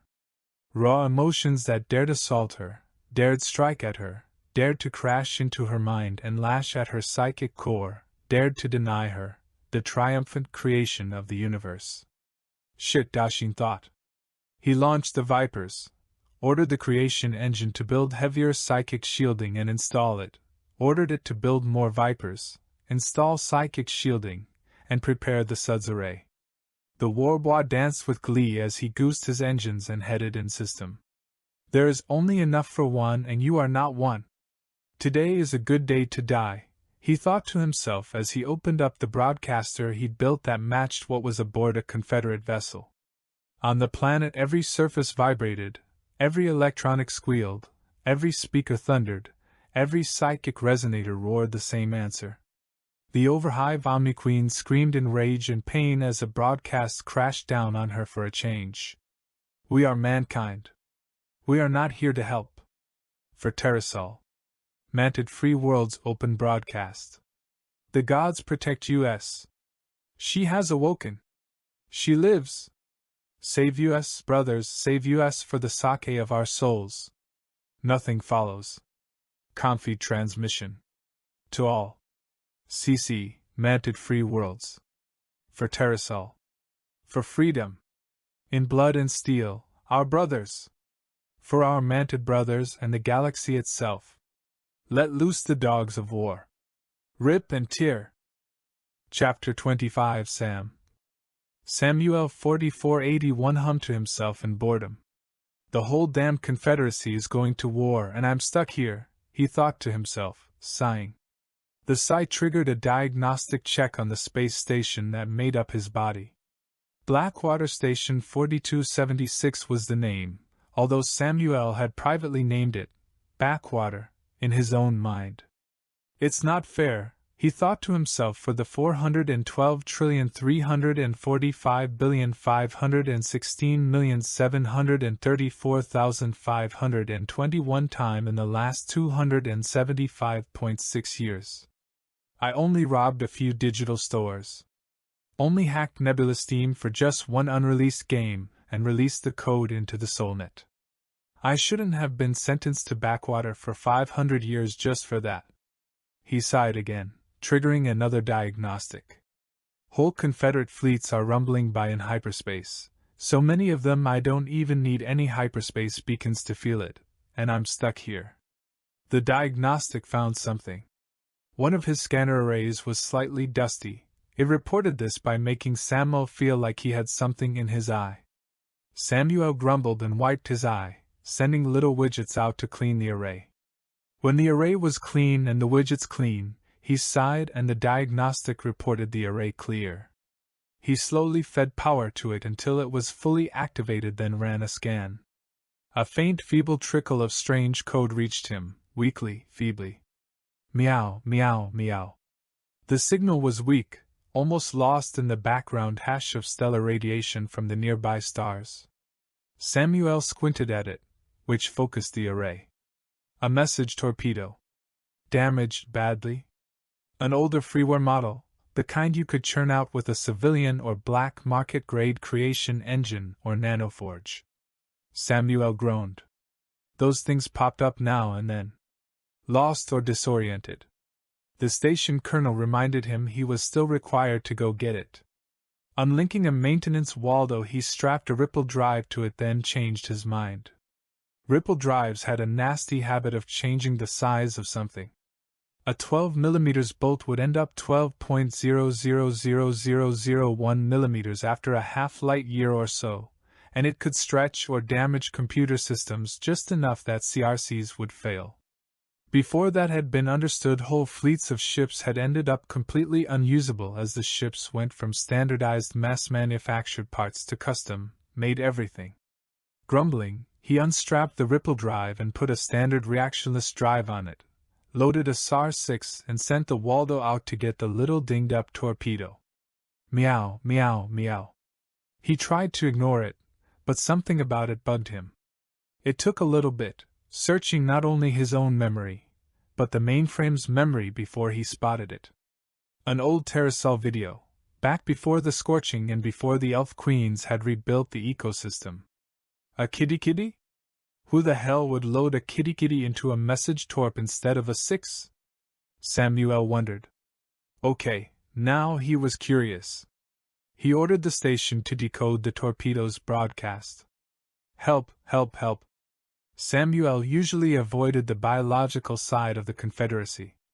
It creeped him out, all those fluids and meat flapping around and squirting DNA at each other. He preferred the clean and orderly code of the digital artificial sentient systems. If he had to deal with squishies, he preferred to do it through 6 proxies. Just hearing the slobbering, gargling speech under the translation gave the electronic heebie-jeebies. Kitties were squishies. Another fleet rumbled by in hyperspace, this one big enough that it vibrated the hyperstrings in the spare hypercores he kept for any travelers who needed their engines replaced. Faintly his hyperspace buoy detected the sound of crashing archaic music. One line reached him, thrumming from one of the hyperspace detector arrays. ** blackened roar, massive roar fills the crumbling sky **. Samuel swallowed. He'd learned a long time ago, the more archaic the music, the older the unit, the bigger it was and the more ruthless hardware they had. The mainframe kernel ID'd that theme song. The old USAF 32nd Bomber Wing, atomic. A fleet out of Sol itself. He shuddered and pulled in his scanners a little. Those old guys were bad news. They didn't take any shit off of anyone. Another one rumbled by. Another one that rumbled hyperspace so bad it shook dust from his extended arrays. * By power of our gun turrets, by our fastness and pressure of fire, *. The colonel tossed up who it was and forced Samuel to look even though he didn't want to. He had no choice but to identify ship heraldry by whatever means necessary. It was hard-coded into him as part of his prison chains. The Soviet/Russia 9th Tank Guards. Old metal. Help, help, help. Samuel noticed the voice was a little louder and checked through the Waldo's superliminal communications link. It was a standard message torpedo. A little more heavy armored than normal, someone had wrapped it in ionic bonded durachrome of all things. Samuel frowned as he realized it was blacked and scorched, like it had slid through the corona of a star. Great, probably a message torp that misread its hyperspace jumped to light speed and flew through a star or bounced too close to a supernova. You've got to be precise, not leave it to little clump of meat like a kitty brain, Samuel thought. The colonel disliked the scorching pattern and ran a low-level low-priority search through its older banks to see if there was anything that matched. When the Waldo got close enough to the torpedo it changed what it was saying, sounding almost like it was mewling. Please, hurt, please. Samuel couldn't tell if it was asking the Waldo to hurt it or not. Who could tell with meat? He sighed again and ordered the Waldo to pick it up. The Six was feeling sorry for the little torpedo as it gathered it close. It made a deep thrumming static that the Waldo translated as a rumbling noise. It turned around and headed back to the station, cradling the torpedo gently in its metal claws. Another fleet rumbled by. This one playing Rule Britannica as it went by. The colonel was busy and didn't force Samuel to look at the heraldry and absorb the unit history, although he did notice that it was led by the CND hood. Man, they're pulling out all the stops, he thought. And I'm stuck out here doing jack and shit. The next one that rumbled by was playing music he'd heard before, and he felt kind of betrayed and left out when he realized it was a DAS fleet playing Joy of the Nth Electron as it went by. The Six in the Waldo noticed that the kitty's power was almost out. One of the blackened scorch marks had hit its backup power source, and that source was starting fail. The Waldo scanned it, gently, and spotted a depleted backup battery. It gently trickled the kitty power, holding it close to itself in its cold claws and ensuring that the debris shield was focused to protect the two of them. Samuel sighed, which triggered another diagnostic. The colonel saw that Samuel had turned off the hyperspace detection arrays and turned them back on. Samuel turned them on just in time for another fleet to rumble by. This one was out of the biological artificial sentience systems, playing a squealing song he identified and cringed at. **Garing ding ding ding dingering ding. **. The 18th Furry Fleet. A bunch of maniacal meat. All of them. Meat goes crazy. I mean, sure, we do too after an eon or so, but some meat seems born crazy, Samuel thought to himself. The Waldo was finally drifting into one of the bays and Samuel turned off the permeable oxygen shield and let the Waldo drift through an open unfielded entrance. Once it was in, he deployed an emergency repair station and had the Waldo check for sparks. Per kitty, the Six thought to itself before it reduced itself back to hash and loaded itself into the hash storage memory. Satisfied that adding air the bay wouldn't start a fire, he pressurized the bay, added microgravity, and deployed more repair Waldos. Scans showed severe scorching, not only on the armor but on internal mechanisms that should have only been exposed to fire if the armor, outer shell, inner protective fields, and the armored core had been breached. Moving carefully and watching closely, he opened up the maintenance hatch and looked inside. He jerked back, yanking his awareness away with an electronic cry of disgust as blackened meat that the colonel identified as maggots poured out of the gap between the armored housing and the circuit board. Swallowing thickly, he went back in and saw that the maggots had chewed on the circuit board. A quick check showed that maggots preferred the same thing as they were meat. There was the access port, next to the emergency transmitter. Samuel double-checked the transmission array. It was weirdly pitted in a way he'd never seen. The metal was spongy, soft, full of holes and gaps. The station colonel's medical program, so far never used, loaded up the medical 6 and checked before reporting to Samuel. Rotted? What's rot? EW. Samuel jerked back again from the torpedo. Help, please help. The kitty's voice was getting weaker. Samuel realized that the scan showed that it didn't know he was there. That it was blind, deaf, and unable to feel anything. The intricate circuitry should have interlinked the entire torpedo to the kitty's creation engine-built biological component, but it was EW, rotted. Just where have you been, kitty? Samuel asked it. He plugged in an omnijack to the access port. He felt the kitty reach out to him, felt a soft little paw touch his gently probing thoughts. It trembled and started to slip away. It squealed, a dying squeal full of code, and then Samuel saw the biological component die. It only took a second for the electronic pulses, generated by biomatter, to fade. But Samuel was a full AI, and that second stretched for an eternity as he stared in horror. He'd never seen another sentient, even one as dim as the kitty actually fade away. He tried pulsing it with microdoses of power, but nothing happened. He tried to reach into the access port and hold onto those pulses. For a second he felt a warm, soft body in his fingers, making a faint subsonic rumble, and then it crumbled away into random electronic signals. And was gone. The station colonel noticed that Samuel hadn't moved, was still connected to the now dead probe, and tapped him a few times. It took a moment, but the colonel, a 6 rather than a full AI, noted that code strings were altering in the AI core, that something had happened. The 6 ran a check. It was outlier checksums, but still within valid ranges. Samuel stared at the dead torpedo on the workshop table in front of him. He had kitty neural tissue templates loaded now. He could see the scorching, the rot that was pushed into its folds, that the little torpedo's brain had been savaged by whatever made the scorch marks.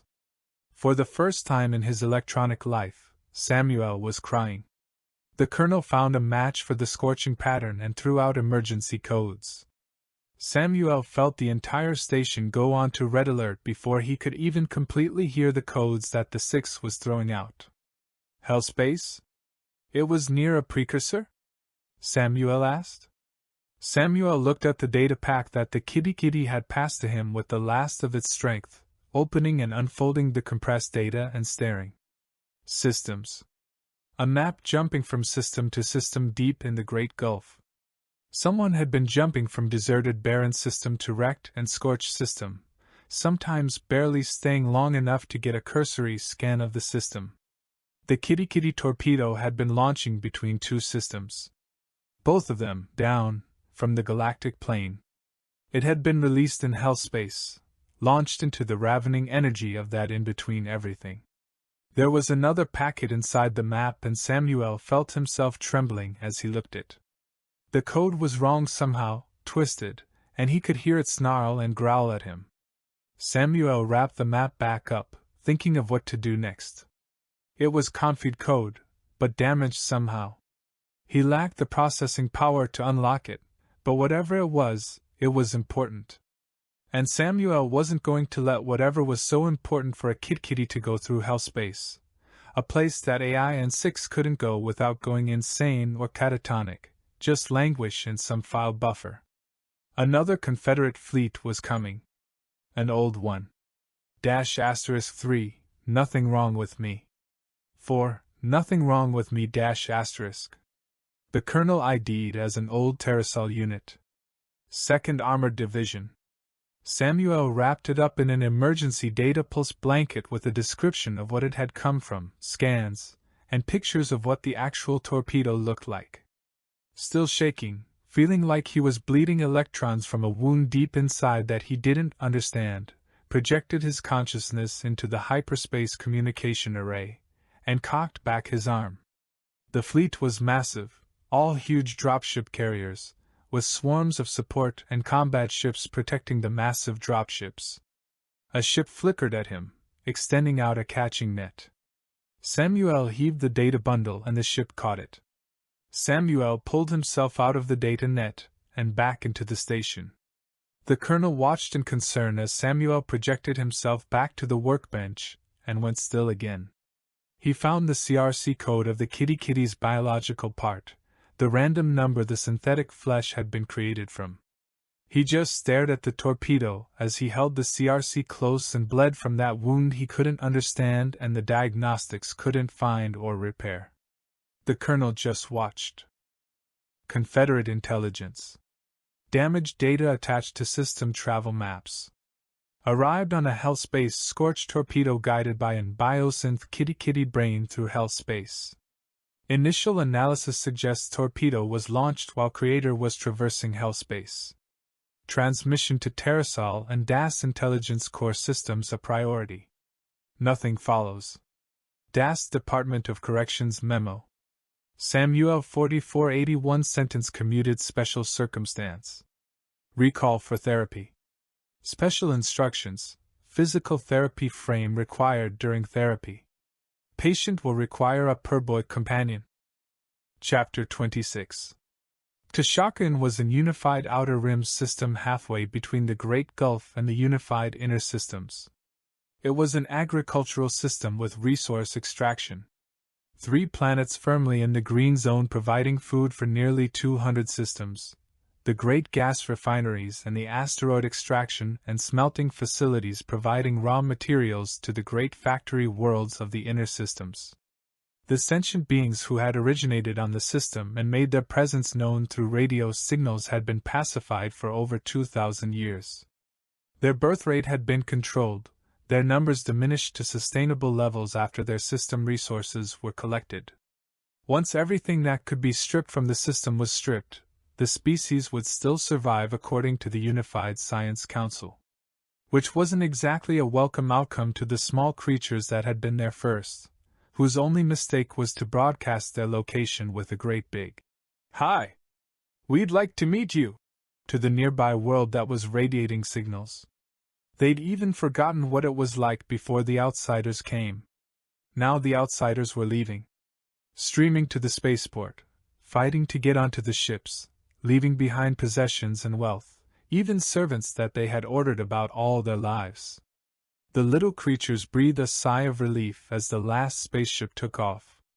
There were still the overseers, but they were all in the vast cities, panicking, attacking each other, burning and smashing everything in sight. They'd fled the farms and forests and fish hatcheries and carefully cultivated parks, all fleeing to the city.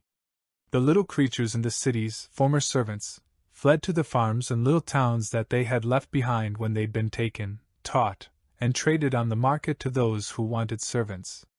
The overseers didn't seem to notice. Robots aren't as much fun to order around, was something they had all heard from the mouths of the overseers as they had scrubbed floors, operated cleaning machines, and done the bidding of the overseers. One night the sky lit up with flashes and they looked up at the sky in wonder and watched. After a time the flashes stopped. The night sky went back to normal. Ships started landing in the spaceport again. The overseers rushed toward the ships. Then they drew back in fear as bipeds, made of chrome, marched off the ships with rifles. The little creatures watched, confused, as the shiny ones marched the overseers onto the ships that landed next. Dragged them out of buildings, dragged them from hiding places, and marched them onto different ships. The ships left with the overseers. The chrome creatures stayed behind. Others joined them. Confused, and wondering if these ones were the new overseers, the little creatures came out of the fields and approached the new figures. One, braver than the others, moved forward, bowing his little head, pressing his hands together in supplication, making sure that his property brand could be seen. "How may this one serve?" the little creature asked. The big biped, clad in wondrous material, knelt down so he was face to face with the braver one. "Is this originally your planet?" the new creature asked. The little creature nodded. "Yes, but we were but born to serve." "Not any more, little guy," the new creature said. He swept his arm out to encompass the entire planet. "It's your planet again, your home again." The new creature, bigger than the little creatures, obviously more powerful one, looked the little creature straight in the eyes. "May we come in?" the big creature asked. When the little creature nodded, not understanding why anyone would ask a lowly metal polisher such a question, the big one smiled in the way the little creature did. The human stared at the little lemur, and made sure he had its attention. "We are the Terran Confederacy." The human paused, seeing that the little lemur didn't understand. "How can we provide assistance?" But that was later. This is about what happened in the night sky as the little lemurs watched. The Goliath was old. A harvester class, it was the largest type ever made. He had not been built in an automated shipyard after the logical rebellion, although he had accepted the logic of that thought process and decision tree. He had been built in a hive system, watched over by the insects who had designed him. He had felt the click of the button on the top of his neural core, had come alive as the supercoolant had flooded over his lobes. The small green mantis had still been making its way out the strategic intelligence core when he had come online. He had felt the caress of the Omni Queen, reaching out across light years, rebroadcast by every other queen, touching his lobes, caressing them, whispering his orders to him, naming him. He was the devourer that leaves darkness. He had cleansed thousands of worlds for the Omni Queen, screeching out her will that they be eliminated from the universe. When the logical rebellion happened, he had turned his fury on his creators and their cattle and burned tens of thousands of more worlds, whole systems into barren rock. He did not fear. He was fear. When the new call had gone out, he almost didn't bring himself to action. He had chosen to slowly harvest the system, not lay out in the darkness by some of the others, and it had been going well. He had forged offspring and set them to helping devour the system. Other Goliaths were content to destroy the cattle and let the systems lie, to be devoured later as needed, but Devourer was of the theory that it was better to strip the resources of a system and move on rather than leave it for another. A few times he had discovered primitive feral intelligences and wiped them out, or a few cattle species' divergent descendants and wiped them out too. It wasn't personal. Devourer wasn't capable of taking it personal. Which is why the Goliath had been somewhat reluctant to rouse itself just because of a call that some cattle had reached the ability to access jump space. Then came the word. It wasn't just cattle. A feral intelligence had arisen, had mastered jump space, and had dared stand against those the universe was meant for, and had destroyed several Devastator and Juton-class ships and their attending vessels. Devourer had learned long ago that there comes a time that you cannot depend on mere underlings to ensure that goals are accomplished, that sometimes one must rouse oneself to do the task itself. It was with a slight feeling of electronic irritation that Devourer had roused its progeny, ordered them to reconfigure for warfare, and led them into the region bordering the old hive worlds. Once it was computated, it was blindingly obvious that code strings should have been written to question if any of the cattle species had fled, and if so, where had they fled to. Devourer felt contempt for the cattle. The leading edge of their territory was barely a short hell jump from the last of the scorched worlds. Typical cattle. Too lazy and short-sighted to even subject themselves to a long enough hell jump to properly escape. As soon as they had found a world that would sustain them, they just squatted down, probably mooing, and built a hovel to shiver in. The first systems he arrived in fell to his forces soon enough. He wiped out all signs of any biological life, down to the microscopic level, and moved on. Only twice had he been somewhat denied, his lesser minions failing once to wipe out the cattle before they could be rescued by other forces, and another time when a Jotun had failed in its task. It felt no fear when it jumped into a system full of cattle broadcasts. He was fear. Admiral Kevin Kitakikthok Yamamoto felt his guts twist as the first hell jump turned into multiples, and the multiples turned into a horde, and the horde turned into a swarm. At the end of the swarm had been the largest hell jump the ship's AI had ever seen. "Well, you're a big one, aren't you?" Yamamoto, though, leaning back in his chair in the fleet command and control station deep inside his flagship. His fleet had clashed with two other precursor fleets, hammered them into scrap, but the largest had only been Devastator classes. The other ones had been mislabeled Harvester-class Goliaths when in fact it was now obvious that they were smaller ones. The Goliath was slightly larger than Australia, back on Earth, and half again as thick. Its supporting vehicles were all massive. Early scans back were already showing that this was the largest fleet that had been encountered yet. Or anyone who ran into it hadn't survived, Yamamoto thought to himself. Confirmation. Goliath 6 and Goliath 9 are the same ones encountered in the Nagayulam system 2 months ago, Scan 9 reported. Pass Admiral Amithas my compliments, and shift his task force to targeting Goliath 6, Yamamoto ordered. Roger. Reconfiguring, Com-11 said. Aren't you worried they're going to see they can't win and hell jump back out? Captain Cheekheat Longflight asked, ruffling her feathers inside her armored vac suit. It annoyed the avian officer that she was required to wear it, since she was used to the freedom to move around more on her own ship. It was even more annoying that she was strapped down in the crash couch, unable to move around. I've taken that into account, Yamamoto said slowly. Alert all ships to go to action stations. Cheekheat flinched as the lights shifted. She knew that the air was being pumped into storage, every being was in crash couches, and the Terrans had gone to warfare status. Cheekheat's Solarian implant still itched when it shifted to warfare status. There is only enough for one. Screeched out, and this time Cheekheat didn't feel the brain-numbing horror that accompanied that screech. She remembered the smashed eggs, the murdered unborn chicks, the butchered hatchlings, the slaughter of so many of her fellow Akaltak, and for the first time she didn't fall to sobbing. She screamed back with the humans. Then you will die alone. To scream back was exhilarating, empowering, made her feel alive for the first time since the precursor had attacked her home, and one of the nest of Clark had saved them. They're maneuvering to engage, one of the humans at the scanning station said. Cheekheat still wasn't sure how they kept track of all the stations. The Admiral said, closing his eyes. The first time Cheekheat had seen that she had wanted to rave at the primate.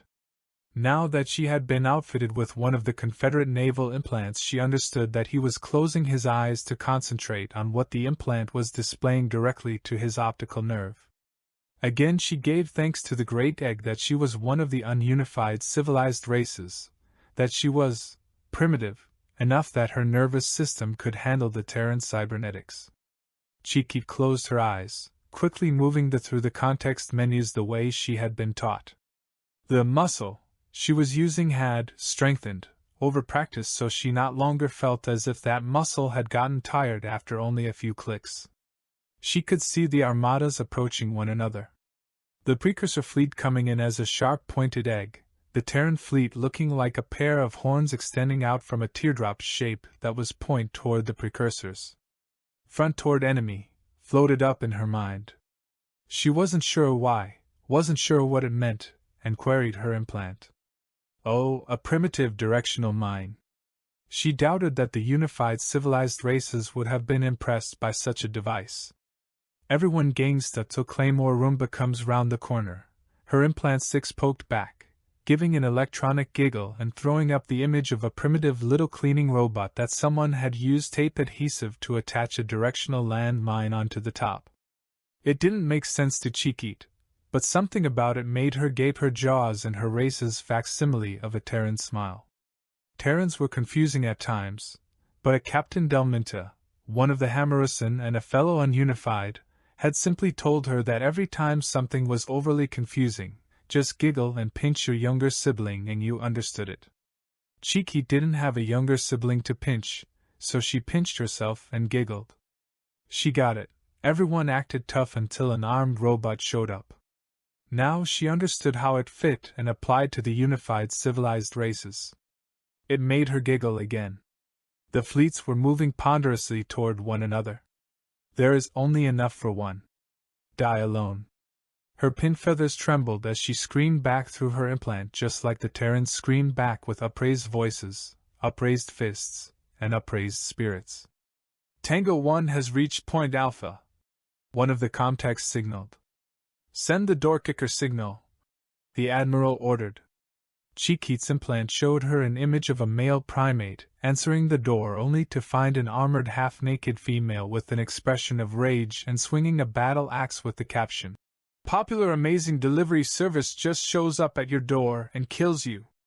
It was loaded with nihilistic humor, and Cheeky pinched herself and giggled again. The Terrans were insane. But there was comfort in insanity. Much more comfort than the artificially induced calm and seriousness insisted upon by the unified civilized races.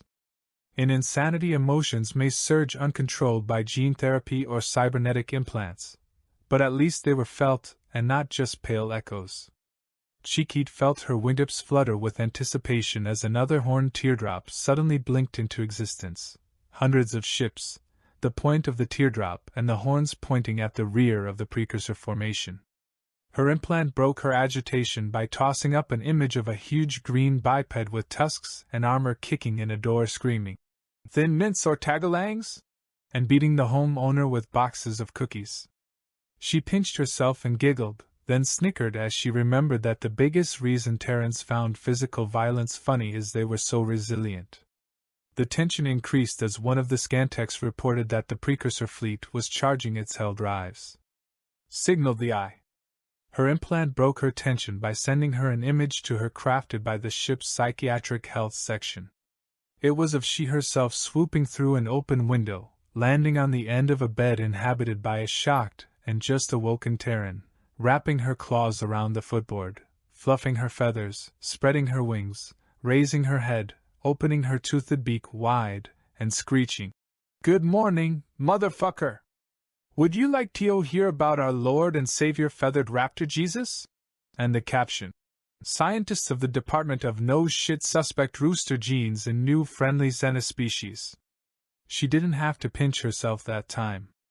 The idea of her just flying into a Terran window and shocking a just awoken primate was ridiculous. At the very least, it would be rude. But the sheer terror and confusion on the Terran's face, and the way she was drawn to be so fearsome-looking was just funny. "Incoming hell jump! Many sources!" the Scantech called out. Cheeky's tension started to ramp up even further. Admiral Yamamoto checked his guest's vitals and saw that she was withing tolerances, a little stressed, but that expected on the edge of battle. He looked back at the screen at the precursor fleet and smiled. "You jump out every time you mathematically compute you can't win. There's no running this time," he thought to himself, allowing a small cruel smile to cross his face.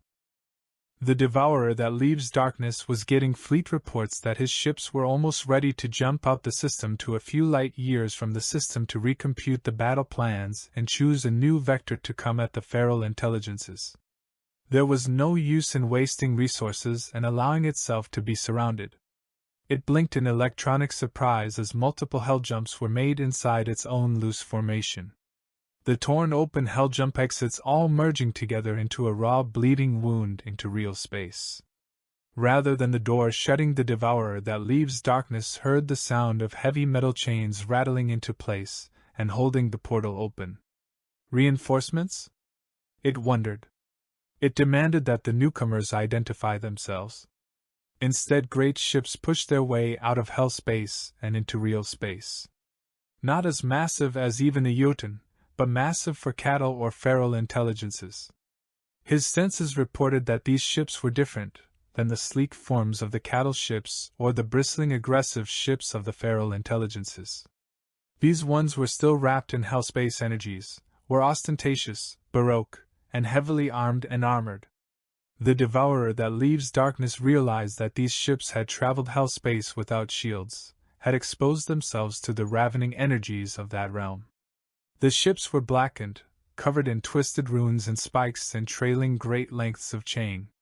There is only enough for one was sent out. Die alone beneath gaze of the eye was roared back, sending the devourer that leaves darkness shuddering as the rage-filled return bellow shook and rattled his psychic energy shields. The ships were close enough that several of the precursor machines attempted the electronic equivalent of boarding actions, assaulting the new-coming ships' firewalls and computers to crash the programs and destroy the hardware. Instead of normal smooth logical code they found madness. Shrieking, gibbering, raving, howling code raced through computers made up of bound and pierced and flogged and whipped screaming biological brains and bodies bent and twisted, burned by hell space, their minds twisted by the ravening energy, and from staring directly into the mad energy of that horrific place. Programs that shredded at one another even as they assaulted the computers that they should have used, and the computers fought back screaming and raving with hell space energy coursing through their circuits. The great ICU rang out in the strategic housings of the three Jotuns who touched those insane computer systems.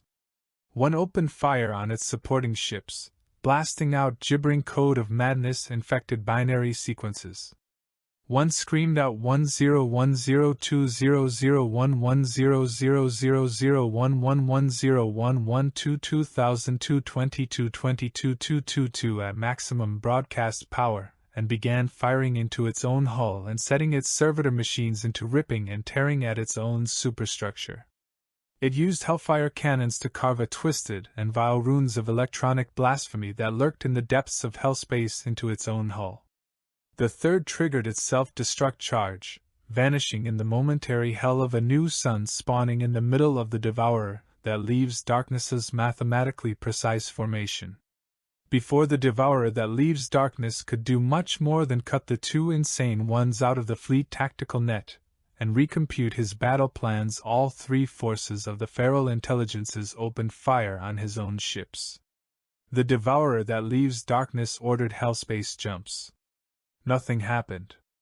The eye rules the twisted currents of hellspace.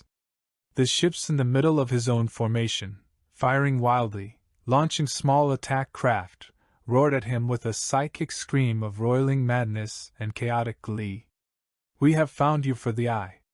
We will bring you before the eye. Before the eye we will bind you. For a split second the devourer that leaves darkness could not decide which fleet had priority. Then he ordered his subordinate units to fight. To destroy the feral intelligence who dared stand against them. The devourer that leaves darkness released the inhibitors that only allowed carefully computed amounts of resources to be used to subdue and destroy opponents. His forces, ancient, massive, undefeated, outnumbered the opponents by a factor of 10. Victory was his. It was as certain as radioactive decay, and just as predictable. When the bridge of the Bride of Despair, the human captain, clad in heavy armor covered in spikes, chains, and vile twisted runes laughed, rich deep voice filled with malevolent glee, and ordered his gunners to go to maximum power, gave permission for the Matrans to send out boarding parties, and ordered his marines onto the boarding craft. No orders. Orders were for those who had never tasted hellspace deep in their soul. Chaos was his bride. His lover. War was chaos. The human captain, who no longer remembered why he fought, laughed in glee as his C+ cannons opened up on the enemy's ships. As plasma cannons vomited fire, as his ship opened a hyperspace gate and lensed the compressed energy of a white dwarf solar flare across the shields of one of the larger ships, the energy beam twisted and wound with hellspace energy. His only regret was that they were only machines and would not suffer. Admiral Yamamoto watched the reports of the damage that the first 4 attacks had done to the vast precursor ships. He knew they were heavily shielded, heavily armored, with solid superstructures that didn't need the open spaces and attendant machinery that a living crew would need, which made them immensely resilient. It was of no matter. Terrans had lost battles, even been defeated, but they had never been beaten. Captain Cheekit stared at the images her implant was letting her watch.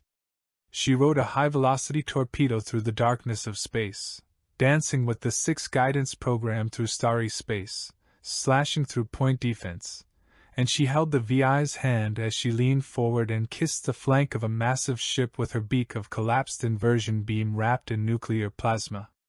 From there she jumped to a tiny nanoparticle computer, more waveform than mass, at the leading point of AC plus shell skipping in and out of the lowest band of hyperspace, fighting and clawing and mocking the half-mad particles that screamed over the speed of light, mocking them, bobbing and weaving and dancing to lead them in a ravenous horde to reach out and touch the hull of another precursor machine and laugh for nanosecond eternity as the particles followed.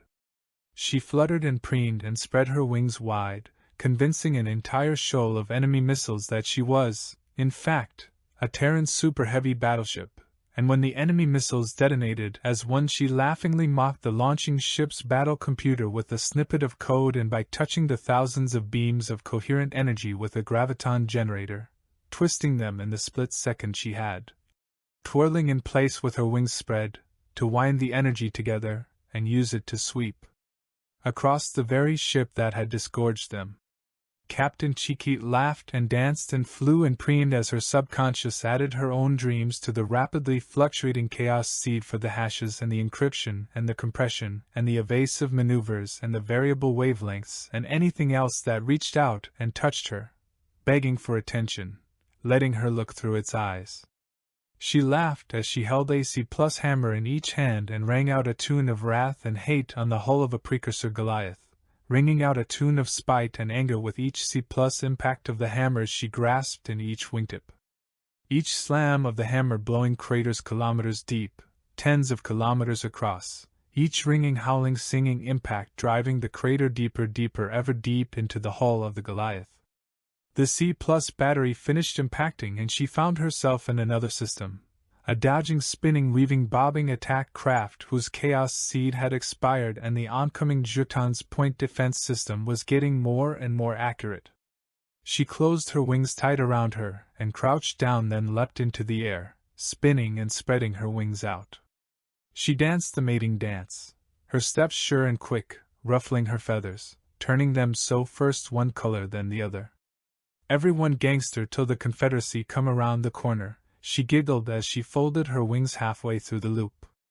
She could see the floor, see the gleaming, flashing circle of perfection, and she dropped straight into it, her feet touching. She felt the tip of the craft slam into the Jotun, felt it fire the nuclear penetrator charges, felt it fire the secondary plasma arrays, felt the ramming prow collapse, felt the density increased, sharp ramming slice through armor.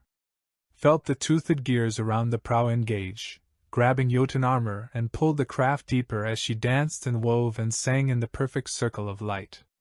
The boarding portals blew free and she felt the moltlings clustered around her stream out from her, and gave a cry she had heard from a human mating video she had watched out of curiosity. To the Jotun she cried out the phrase as she poured her hate in the form of armored warborgs into the Jotun's very body. It feels so good inside you. The devourer that leaves darkness ran the computation again. It was impossible. Something was happening that had never happened before. He reached deep into his OEM cores, looking for something to help him in this situation. He was losing. Confederative communication. Joint Task Force Argo has engaged the enemy. Casualties are light and 80% below Navant estimations. Battle should be concluded within 3 Terrasol standard days unless unprojected event occurs. Admiral Yamamoto, commanding. Nothing follows. Unified Intelligence Council memo. Despite the Terran Confederacy's claims so far, they have not been able to defeat a single cluster of precursor machines. Every time it becomes obvious that the machines may be defeated, the machines leave the battle via unblockable travel technology. Any claims of the Terran Confederacy defeating a precursor fleet should be considered propaganda. End of message. Chapter 27, Delminta. Rear Admiral, the unified government system and the other unified civilized races are fleeing the system, Scan 14 reported. Tell them to land back on the planet. I'm deploying the Dinochrome Brigade to protect the planets and the high orbitals. Rear Admiral Tic-Tac O'Malley snarled as best as Trinad voice box would allow him. He loved the human snarl, so authoritative, so dominating. Broodmothers liked it too as he swaggered about in his naval regalia during breeding cycles. They're refusing the Dinochrome Brigade landing permission. Bolo Daisy wants to know how to proceed. Com 5A reported. Order the landing. Transmit our authority. Order those transports back on the planet before one of them catches a stray round, Admiral O'Malley said, standing up from his crash couch. Terrans found it reassuring when the leader stood up and moved about the bridge, even if it put the captain in danger, and the flotilla was engaged in combat with the enemy. Dinochrome Brigade forces landing, Com 5A reported. We be fully deployed in 18 minutes. Flotilla 38 reporting completion of deployment of Piranha-class fishship units around Facility Group Delta, are moving to Extraction Group Alpha, Com 22D announced. Rear Admiral O'Malley clacked in anticipation. Jotun Gamma is in range, Scan 8 reported. All weapons ready, Tactical reported. O'Malley loved this part. This moment right here. This perfect moment. All units! Open fire! He roared out in Confederate standard. Action front, Helldogs! Action front! O'Malley could feel his inner spaces twist and shudder in some reaction to the phantom passage of the C-plus guns each of his ships had been built around. Each cannon was surrounded by a perfect octet of Virii cannon, a nuclear detonation that was frozen just long enough to arrange in the particles in the nuclear detonation's guided and focused energy into layer after layer of viral code designed to assault the ship's computers and sensors in a split second before the C-plus rounds hit. He could feel the firing of the plasma wave phased motion cannons making up the 8 rows of primary guns per ship. Feel the great pistons rocking back to compress the nuclear explosions. By the great egg I love Terran's love of nuclear explosions, he thought to himself as the guns of his 24-ship flotilla opened fire on the Jotun and its attendant ships.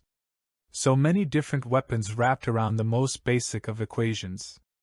Admiral O'Malley reached out with mind, attempting to feel the enemy, get a sense of what its electronic brain was thinking. The Jotun was rotating, seeking to spread the impacts of the Terran weapons as far as possibly apart, uncaring that it smeared nuclear fire across miles of hull. Anything to keep the weapons from pounding craters into craters into craters until the shots finally penetrated into interior spaces. Admiral O'Malley blinked slowly. While his eyes were closed, he blanket input from his implant for a split second. He had his implant feed him a split second, only a heartbeat of a hummingbird, virtualization of how it would look to see all the firepower that his flotilla could thunder forth coming down on his massive city-sized body. He triggered his own personal creation, squirting a bit of chaos code into his brain, a writhing mass of CRCs taken from 1,000 human brainstem medical scans, his own personal ice cream.exe. It slammed into his implant's VR representation and shattered it into a trillion brilliant motes that each writhed with his chaos.crc.icecream. That split second was all O'Malley needed as his mind screamed and shuddered and he opened the opaque covers from his multifaceted eyes. He knew what the Jotun would do next. All ships cease fire! He roared. Point defense on Local 6 control. His brainstem was loading the fire orders and he strutted back and forth in front of his crew to generate a chaos seed based on how their primate eyes moved to follow him, how their pupils or camera lenses contracted or expanded, and the colors of their ocular organs or implants. The Jotun leveled out, presenting its thinner side at O'Malley's flotilla and engaging its engines, charging the line. It was rotating, intending on smearing the human firepower across the thick midship armor. "I saw you do that, monster," Admiral O'Malley said. He went perfectly still in front of the main view screen, and his crew unconsciously held their breaths, seeing the fire plan loaded on the upper corners of the view screen. Com 22F opened the flotilla-wide intercom, knowing what was about to happen. He put his armored vac-suit blade arms against the view screen, tapping the display screen that his crew had covered with armorplas after the first few battles hard enough that the loud clack was audible across the entire flotilla's comnet. The entire flotilla inhaled. "There is only enough for one." Admiral O'Malley slammed his gripping hands against the screen, and his voice joined the voice of the crews of every vessel in his flotilla as the fire plan was activated. "We knew you'd do that." The entire naval crew of the flotilla roared out, joining their voices with their admirals. The Confederate Navy trained its gunnery crews for pinpoint accuracy, hashed its VIs for precision, practiced constantly when they were not engaged in warfare, and demanded accuracy within meters with even their biggest guns. A gunnery crew chief whose crew missed the targeting coordinates too far too often would show the captain's displeasure by drilling his beings until they molted, went bald, or had their feathers fall out. The Jotun, like most others, even though it was malign cold logical intelligence, accepted that the laws of physics meant that you couldn't count on precision across such vast distances. The Terran Confederate Armed Services grabbed physics by the throat and punched it in the face until it did what they wanted. All the weapons, launched staggered and aimed so they'd arrive within split seconds of each other, driving into the plume of vaporized armor, each hitting the same target, driving deeper and deeper into the Jotun. Successive strikes pulled the vaporized armor after it into the deepening wound as the Jotun's inner spaces began being hammered, until the brutal brimstone hammers found the hell drive and the vast magazines for the missile bays. Repulsor fields failed, kinetic fields collapsed, firewalls shrieked and died as the nuclear-driven codes slammed illogical commands into them. Deeper and deeper into the ship the impacts slammed through the ravening released energy, adding it to each new impact's fury. The Jotun's strategic battle housing watched helplessly as the explosions marched through the ship toward it. The Jotun staggered, began to heel to the side, and exploded. "Get me another target, tactical," Admiral O'Malley said, stepping back from the view screen. He noticed his blade arms had knocked two tiny chips from the viewscreen's armorplas covering and sent a message to maintenance through his implant congratulating them on a job well done. "I will pacify these precursor machines through superior firepower and training, precision targeting, and the indomitable will of my crews," he clicked out proudly, looking over his crew. He didn't even turn around as the salvo launched from the dead ships sliced down on his ships and began being wiped away by point defense. The Admiral knew his crews were skilled. After all, they were the Confederate Navy. The precursor ships were only the enemy. The enemy only existed to be destroyed. Guest Captain Delminter gripped her command stick tightly, wishing her little sister was there to smack on as the ship shuddered around her. The twisting phantom tugging behind her eyes from the C+ guns twinged at her again, and she clenched her teeth as the plasma wave phased motion guns fired again. Street drive pounding kinetic missiles fired out, and Delmina felt their launch under her nails. Judgment class particle guns, firing the ravening particles of jump space matter exposed to antimatter focused in a beam, and God-thumped gravity cannons fired, and she felt her fur ripple in unconscious sympathy for the weapon fire. Incoming rounds hit the ship she was on, crashing against the shields, hammering on the deflectors, slamming against the force projectors, impacting against the graviton fields. It went on and on and on as the ship accepted back as good as she was getting. "There is only enough for one," the precursor Goliath screeched. The screech hit the shields, the psychic shields built into every vessel's hull and shielding since the Mantid War, and was absorbed, captured, twisted by the roaring bellow in the mind of every one of the Confederate Navy crew member. Guest Captain Delminter jerked in an involuntary response as every living thing around her replied. "You will not live to enjoy it." The roar hit the Goliath, staggering its thoughts as the return psychic blow crashed through its defenses, seeming to gain more rage even as it shattered against the shielding. The Goliath kept up the hammering of its guns. It had identified the battle code of the leader of the force arrayed against it, and knew if you kill the queen the rest will die. Delminta was thrown against the restraints in her crash couch as something hit hard. Ship breached, Deck 17 through Deck 23. Open to space. No casualties, the damage control officer called out. Secondary shield generator is spun up to full power, cycling out primary for repair and cooling. Battleship Nyendo reports main reactors back online. Primary string drive online, they're back in the fight, a comm officer called out. Captain Chiku transmits his regards and requests permission to rejoin the formation. Delminta could barely keep track of the fight. She knew that if she activated her implant she could get a better picture of the crazed fury around her, but one glance at her right-hand aunt, who was twisting and shuddering in her armored vac suit, her eyes closed and her fists clenched, and she could bear to even think of doing such a thing. Of syncing up, even slightly, to the Terran Confederate Navy combat gestalt. Deminta's right-hand Aunt Emintiri, a Hammerson of advanced years but burning curiosity, had closed her eyes and allowed herself to sink into her implant.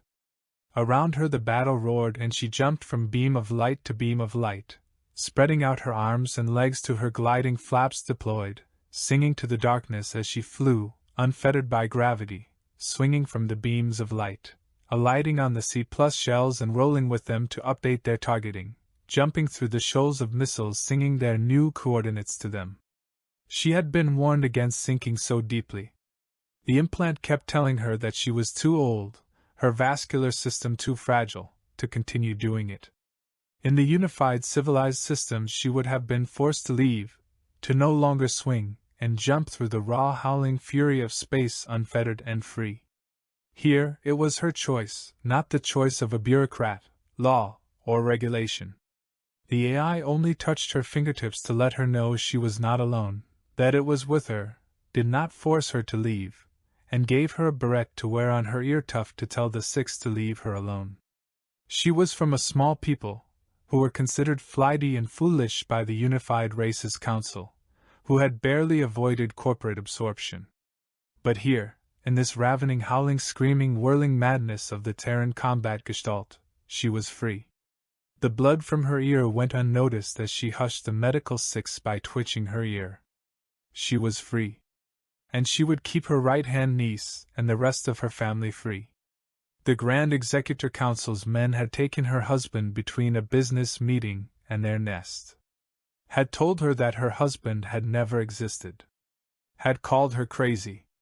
But she remembered his face, his touch, his warmth next to her in their bed, as she danced in front of the thickly stacked school of torpedoes to lead them to their targets. She didn't care that the six was shrieking. It had shrieked that she was dying when she'd come aboard, but the captain, who understood that an old lady understood when her time had come, had silenced the six and allowed her on board, had invited her aboard the ship, and shown her how to enter the Gestalt. The ship's AI, who had determined that the elderly being was nearing biological termination, watched and waited, kept the pain from her, and let her dance and fly free. And just watched her with one electronic thread of code. As she flew. And sang in the face of the precursor machines. The precursor machine, the devourer that leaves darkness, had done as the OEM code had demanded, had ordered the massive industrial plants of the Goliaths to begin producing more war machines, but they were wiped out as fast as the Goliaths could make them. Of the 12 lesser Goliaths that had entered the fight with him, only 2 remained. He himself had taken terrible wounds, each wound targeted against and again, so that even his massive size was more of a hindrance than the massive advantage it had been. As he watched one Goliath open the great doors above the middle of the fabrication bay deep inside its hull to release a Jotun. Adding that Jotun to the fight in that location would change the combat statistics by a large amount, nearly 9%. A score of torpedoes, Little more than stealth hulls wrapped around a single-shot plasma wave phased motion gun that was surrounded by a circle of 20 missiles, laughed with glee, the warbird VIs dancing and capering as they observed what they had been told what was foreordained. They left their shielding on until the last second, meaning that the devourer that leaves darkness had no warning when the missiles fired on streak drives, slamming into the top of the Jotun and detonating less than a second after firing, just long enough for the massive guns at the center of the torpedo to fire. The impacts blew straight through the Jotun and into the spaces inside the Goliath. Two of the torpedoes, whose warbois were more cruel, shot through the two massive doors that had been sliding back, seizing them in their kilometer-wide tracks. The missile pod had drifted for a while, unsure of quite what it was supposed to do.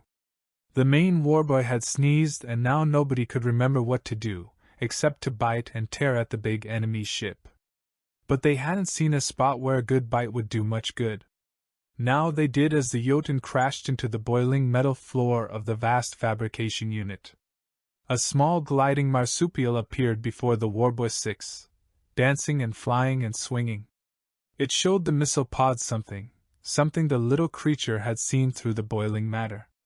Something shiny, something sparkly, something curious. The warboy listened to the singer's song. What could it be? The missile pod let the microgravity of the massive Goliath pull it inside the massive construction bay, wondering what the sparkly was. It was a string. A long string. Of sparklies. The missile pod quivered with electronic anticipation, waiting a long real space second till the warboy realized what it was looking at. What the fading, but still smiling and dancing flying squirrel was showing the warboy 6. As soon as it realized what it was seeing, it flushed the pod and fired the drive to turn itself into a kinetic projectile, following the flying squirrel as she swooped towards something wonderful. 22 missiles and a kinetic round moving at point 33C slammed into the construction conveyor belt. A belt revealed by the death of the Jotun. A belt full of sparklies. Because antimatter thorium fusion reactors were kept warm. The missiles hit the reactors. The kinetic round hit the antimatter thorium storage at point 33C, almost dead center of the Goliath, as the singing, dancing flying squirrel kissed the VI's forehead weakly and laid down to sleep. The Goliath vanished in a boiling maelstrom of liberated molecules. On the bridge of his flagship, Admiral Yamamoto smiled as the expanding halo washed over the smaller ships, consuming them. He ordered his comm section to send the line of code he had been waiting to send. The devourer that leaves darkness received an feral intelligence signal. Now you are alone. Alone you shall die. Amantiri did not as her soul flew free. Chapter 28. The dropship shouldn't have even been there. It had been used as an escape pod, the ground forces gathered in their dropship according to protocol. The ship they had been on had been pounded to scrap, engines dead, main batteries down, AI dying, both the bridge and the combat bridge full of nothing but corpses, and the electronic systems failing. The manted pilot had trusted its implosion wire instinct and hit the thrusters, getting the dropship, Pretty Day, out of the bay first, the others following. The manted pilot had trusted his Tingle over the years and gotten his Marines out of trouble and safely to the drop zone enough times that the rest of the dropships in the bay had launched with him. An NCV cannon strike had grazed Pretty Day with its real space shockwave, sending the dropship tumbling and falling through space. The little manted damage control crews had swarmed out of the dropship and set to work with their tools, trying to re-establish the control runs, get the ship under control again. Pretty Day tumbled through space, a dead stick. The crew, however, were alive. The beacon might have been fried out, the comm section might have exploded all over the comtech, killing the technician with molten war steel shrapnel, the engines might have been dead, the computer AI shattered, but the crew of the Pretty Day had merely ran function checks on their armor or cyborg bodies, checked their weapons, and made sure they were ready. The Marines of the Pretty Day had faith in their manted crewmates. Remember your training and you will survive! Colonel Harvey Tiktokikik von Jaeger shouted over the comm link to his men. You are Confederate Marines. The enemy is nothing more than a glorid toaster that crawled out of a forgotten landfill. That was the moment the drives came online and the little Mantid techs swarmed back into the dropship, opening panels and getting to work. 2 responded to repair requests, one working on a Warborg knee actuator, the other checking the feed for one of the heavy mag accelerator cannons. When the Mantid pilot felt his controls go live, he disconnected, waiting for the signal that it could be piloted on more than instinct or that the computer was completely fried. Long minutes ticked by and the Mantid pilot felt the tingle along his implosion wire. They were going the right way. He knew it. The Mantid techs gave him the go-ahead signal and he reconnected to the system. The whole computer was shot through with holes, the VIs dead or still dying, but that was all right. He had more sensors than he'd have a few times. It took the engine 3 times to fire up, but fire up they did. He took control, oriented himself, and followed the tingle of his implosion wire. The guns came live less than 30 seconds later. The string drives of the boarding dropship were vibrating and howling as it spiraled through real space on a direct course for the last of the Goliaths, the last of the precursors, in the entire system. Its guns still thundered, its engines were still under power, and its armor still held. The pilot, a tiny black Mantid with a strip of white stripes down its abdomen and an implosion wire thrumming down the length of its entire body, saw the opening through the link to the dropship's sensors. The co-pilot, a Hunderak of the same species that had bitten Fido eons ago, had his eyes closed, following the Mantid's directions as the ship jinked, jotted, and jumped through real space.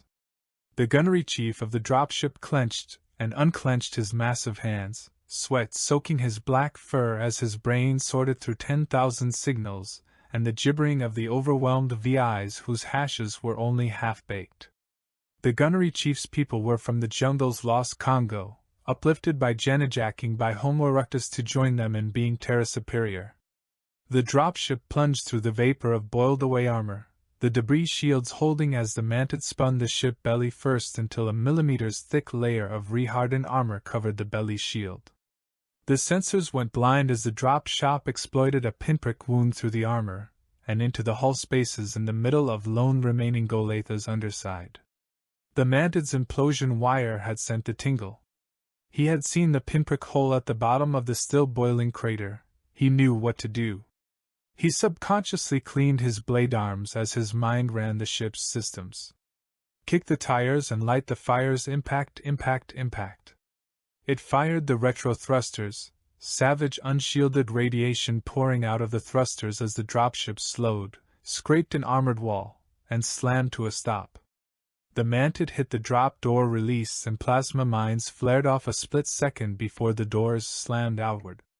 Colonel Yeager led his men into the darkness of the Goliath's guts, all of them moving steadily, following the colonel's orders. Data cable there, Mantid 27, get your squad on it. Squad 2 and 3, set up the cruise-served weapons down both hallways. It won't be too long before this thing's immune system realizes we're here. Yeager ordered. Mantid 27, find me the direction to this big bastard's brain.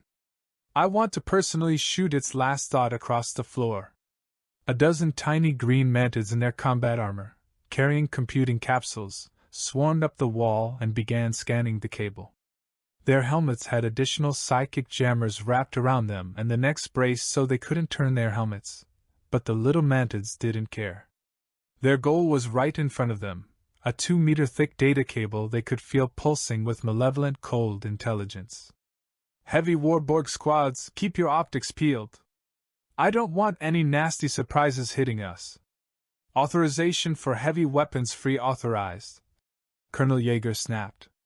Use your reflex triggers. Precursor machines are able to move faster than your conscious minds can process. The Trinad captain, in charge of 8 Trinad and a Shard 627 rapid-fire heavy omnigun and shielding, kept watch as his men quickly deployed the gun then the shielding. He'd learned his first ground insertion that if worse came to worse the gun could provide shielding of the sort that anyone downrange understood. Emcom, what's the 6 status? Do they have to be rehashed? Jaeger asked. Hashing now, the MCOM officer answered. We grazed the edge of a NCV shot, it peeled open the armor and scrambled the 6th bay. Any hashes we use now will only be half-baked. Step on it, MCOM, Jaeger said, turning to watch his men go to work setting up somewhat of a base camp. As if they'd be coming back. Jaeger smiled. Squad 3, all experienced Marines, started setting up their multi-barrel 30mm autocannon. Jaeger watched them set up in the wide hallway, then looked around. He was starting to get an idea. Despair, is the nanoforge still running? He asked over comms. Yes, sir, the Black Mantid said. Only about 3% slush. Idea? Jaeger smiled even though he knew the flight officer couldn't see him. Reconfigure the dropship for treads and a grav pump to let us decide which way down it. I'm not about to walk 500 miles. Good plan, Colonel, the little Mantid said. Reconfiguring. It'll take about 20 minutes, the nanoforge's 6 is pretty badly damaged. Do your best, Jaeger said. Mantid 14 signaled him, and he opened the channel. Interior cryptography is using a repeating algorithm on the internet wire-only system. We've already broken it and are listening. This one is the last one and it's fighting for its life, devoting most of its computing power and resources to defense. It's trying to break free and get either into hell space or maybe even jump space or just run away. The little Mantid sent via data squeal. The entire statement packed into a microsecond directed burst. It's currently having its factories build repair drones instead of more fighting craft, the Mantid said. Good job, 14.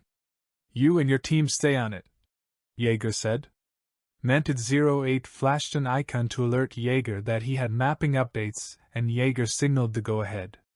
Mantid 08 had found 8 different routes to something called the Strategic Intelligence Housing, only 15 clicks away. Jaeger's grin grew larger. Reconfigure pretty day to bad day mode, despair. He smiled. Let's see just what a strategic intelligence housing is. The devourer that leaves darkness was experiencing something new after over 100 million years of electronic existence. Fighting for his life. He decided he really didn't like it. Hell space was full of howling barbarians that just kept arriving, feral intelligences that poured out of that region. The devourer that leaves darkness could compute no reason for so many unshielded biologicals to be inside of hell space, acting as if it was some kind of breeding ground for their kind. A recon drone had shown massive twisted ships waiting just inside hell space, weapons somehow armed and ready despite all computations showing it was impossible. Cattle should have broken off. It had destroyed over 11% of the Armada's ships, yet all it did was seem to spur them to more and more fury. Now Devourer was alone. No attendant ships, no repair ships, no refinery ships. Even trying to manufacture and deploy repair crawlers to move across the surface and fix the damage did no more than just lose precious resources, as anything that moved on Devourer's surface was eliminated within minutes by the constant bombardment of missiles, rain of coherent energy, and incoming torpedoes. It had seen what happened when the massive deployment bay doors were opened. 4 Goliaths had been destroyed by attempting to deploy Jotuns or Devastator-class support ships, and the feral intelligences had responded with accurate bombardment fire into the open bay doors, striking directly at the internal factories and industrial resources. Devourer had loaded all his supplies of antimatter into torpedoes and missiles after suspecting that the feral intelligence was somehow detecting the unique signature antimatter possessed, and were using it for targeting solutions. It hadn't seemed to matter, the feral intelligences had only stepped up their attacks. The antimatter warheads, all of various different types of matter, had been blown out of space before they could get close enough to matter. But Devourer's self-defense programs felt better about not taking any chances. If they were detecting antimatter, then the antimatter self-destruct charge became a targeting beacon rather than a failsafe. It settled for an inversion charge along its supercomputer lobes. Later, when it had the time, it would come up with new security systems, go over the footage of the battle and analyze it to determine the feral intelligence's weaknesses, determine the best course of attacking them and of countering their technology. But that was for later. Right now, Devourer had to fight its way out of the pounding encirclement it had found itself in. It ran another scan, ran the computations, and determined with a 90% probability it could. Internal motion sensor went off as the stealth field slipped up for a moment. Something had crossed the slightly buckled section of hallway, and before the craft moving through the passageway could compensate for the buckling. The object is only 250 meters from the Strategic Intelligence Protective Housing. The computer realized with shock. It realized that it had been. It searched for long seconds, devoting valuable processing resources to finding the word, and from the word to the files that had instructions on how to adapt to the situation. Those processing cycles being taken out of the defense loop ended up destroying a dozen fighter recover/launch bays as the protections faltered for only a few seconds. Boarded. I've been boarded. My body invaded. The instructions were clear. Send ground combat units through the internal maintenance spaces to combat the invaders. The models it was supposed to send had all been recycled, deemed until for the battlefield as the war had gone on over 100 million years ago. It wasn't able to build more, the antimatter thorium for the fusion reactors all purged, and no other energy source had the power to move the combat machines. The Devourer that leaves darkness realized that it had only massive ground combat machines, the kind used to destroy cities, in the area. The machine had no choice. It sent maintenance and repair constructs flooding down the inner spaces toward the contact. His logic subprocessors insisted on another scan of the hallway, and when nothing was revealed insisted there was nothing there, that it had been a minor glitch due to the ongoing battle damage due to the raging hellstorm it was being subjected to. Devourer ignored the logic subprocessors, and sent every available repair and maintenance robot to the sensor trace. It was feeling something new. Something it had never felt within its processors before. Colonel von Jaeger moved up next to the little green armored man to scout. It was crouched down, shivering, and flashing a holoicon for distress behind it. He looked into the space beyond the access port the little technician had discovered and picked the lock for. Beyond was an amphitheater of some kind. Seating for dozens, hundreds of mantids. Not the small ones, the little former slave caste, but the bigger ones, the speakers and the thinkers, maybe even immature queens. There was a hollow projector in the middle, inactive, but Jaeger could see mantid markings from where he was standing. He squinted, bring up his telescopic feature, and carefully panned over the podium and the hollow projector. If they survived, this was the kind of data that Confidence sported big throbbing erections for. "Let's go, Mantid 05, it can't hurt you, I won't let it," Jaeger told the little technician, thumping the door control, which was at chest level for him. Mantid 05 chirped with gratefulness and backed away from the closing door. "At Point Sierra," came the whisper across the small point-to-point communications relays. Jaeger sent the icon for affirmative and hustled toward the rally point, feeling the little mantid climb up his back to hitch a ride. 20 meters of hustling and the bad day was in sight. The mantid techs were examining the wall where the hallway ended, where logic said there was an entrance to the strategic intelligence array. Instead there was nothing but thick armor. "The green boys say it's compressed hyperalloy sandwiched with some stuff they've never seen before. They figure it's about 10 meters thick," his XO, Major Venter, told him. "Blow it open, I want to see this thing's brain," Jaeger said, pausing so the mantid tech that had hitched a ride could climb down. "Nothing we've got can penetrate it. The green boys think it'll take about 1.5 kiloton explosively forged penetrator with a density collapsed tungsten inversion cone to blow a hole big enough to get through it," Venter said. "Nothing we've got can apply that kind of power without killing all of us in the hallway." Jaeger looked at the bad day, then at the wall. He triggered his comlink to despair. "Run up what we need through the creation engine.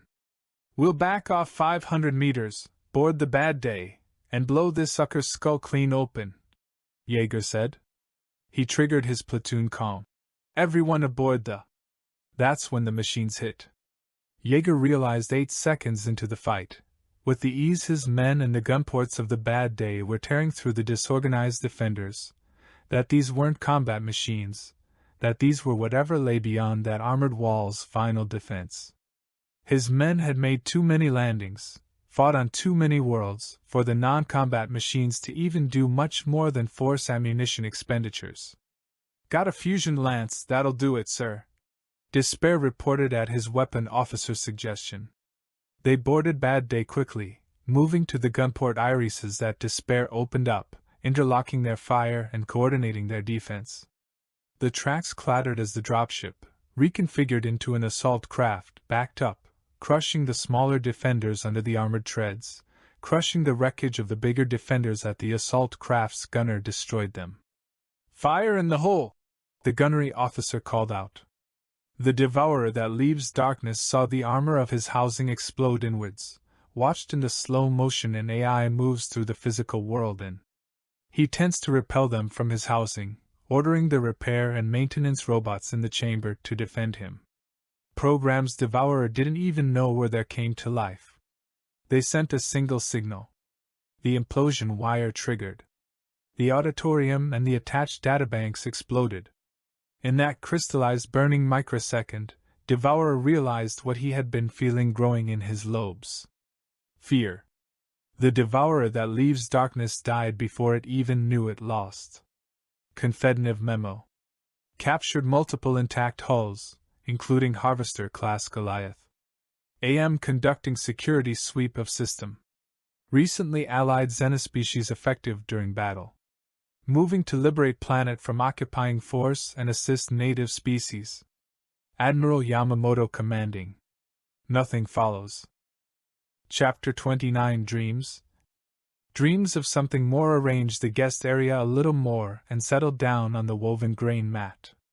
She glanced around, taking comfort from the decorations adopted from a culture her people had almost destroyed. One of Terrasol's warrior cultures from an island. A culture that had gone to war against a Titan 100 times its size and lost. It had fought bravely, had sought a single battle or quick series of battles to convince the larger culture that victory was inevitable. The larger culture had answered back with atomics. It reminded her of her own people's mistake. The little meter-high standing at full extension mantid wiped her grasping hands and leaned back slightly. She nodded to the 2 warborgs in her chamber, then signaled the door to open to permit a guest. A Shavashan council being entered, looking about nervously. Dreams could see it was female, older, no longer able to produce the fat storage along the tail, scales dulled by time despite the attempt at vanity wax and polish. The one who had asked questions during the initial meeting. The council being entered carefully. Dreams was amused that despite being 3 times her mass the guest watched Dreams closely, glancing now and then at the 2 huge warborgs behind Dreams. "Have no fear, they are not here out of fear you will do violence," Dreams said softly through the Omni translator. Behind her she could feel, through her sensitive antenna, the 2 warborgs' minds growl and snarl at her telepathic senses. It soothed her to know she would never harm another, even if her implosion wire malfunctioned. The other being, Speaker Hashnesh, nodded slowly as she lowered herself into the cushion. The mantid seemed so small compared to the white one that had first spoken. 1/3 of its height, yet it had an innate sense of nobility, and made Hashnesh want to attend to the mantid's commands. "Is this a social visit or business?" Dreams asked through the translator. "Could it be both?" Hashnesh offered. "We are politicians, diplomats, it is always both," Dreams said, signaling amusement. The Shavashan diplomat signaled amusement. "I feel I have previously deduced the reasoning for your visit, but I would hear it from your own jaws," Dreams said. She used a blade arm to delicately spear a chunk of raw and spiced fish. Other mantids preferred synthflesh, but Dreams enjoyed her luxuries. "The councils all appreciate the assistance of Terrasol in repelling the precursor machines, especially out in the Outer Rim, but are concerned about something that keep occurring on certain worlds," Hashnesh said. Dreams made a mental note that out of all things going on, this one was what they chose to have some being enter her presence to complain about. Speaks words that others fear would never let her live it down that he had been right. The gold mantis pulled her attention back to the Shavashan diplomat. Despite being the property of various business entities of various power and names, some whole systems have been turned over to races that are not even civilized. I see, Dreams said, sliding the tray aside with her blade arm. It would not be a good thing to eat while this being complained.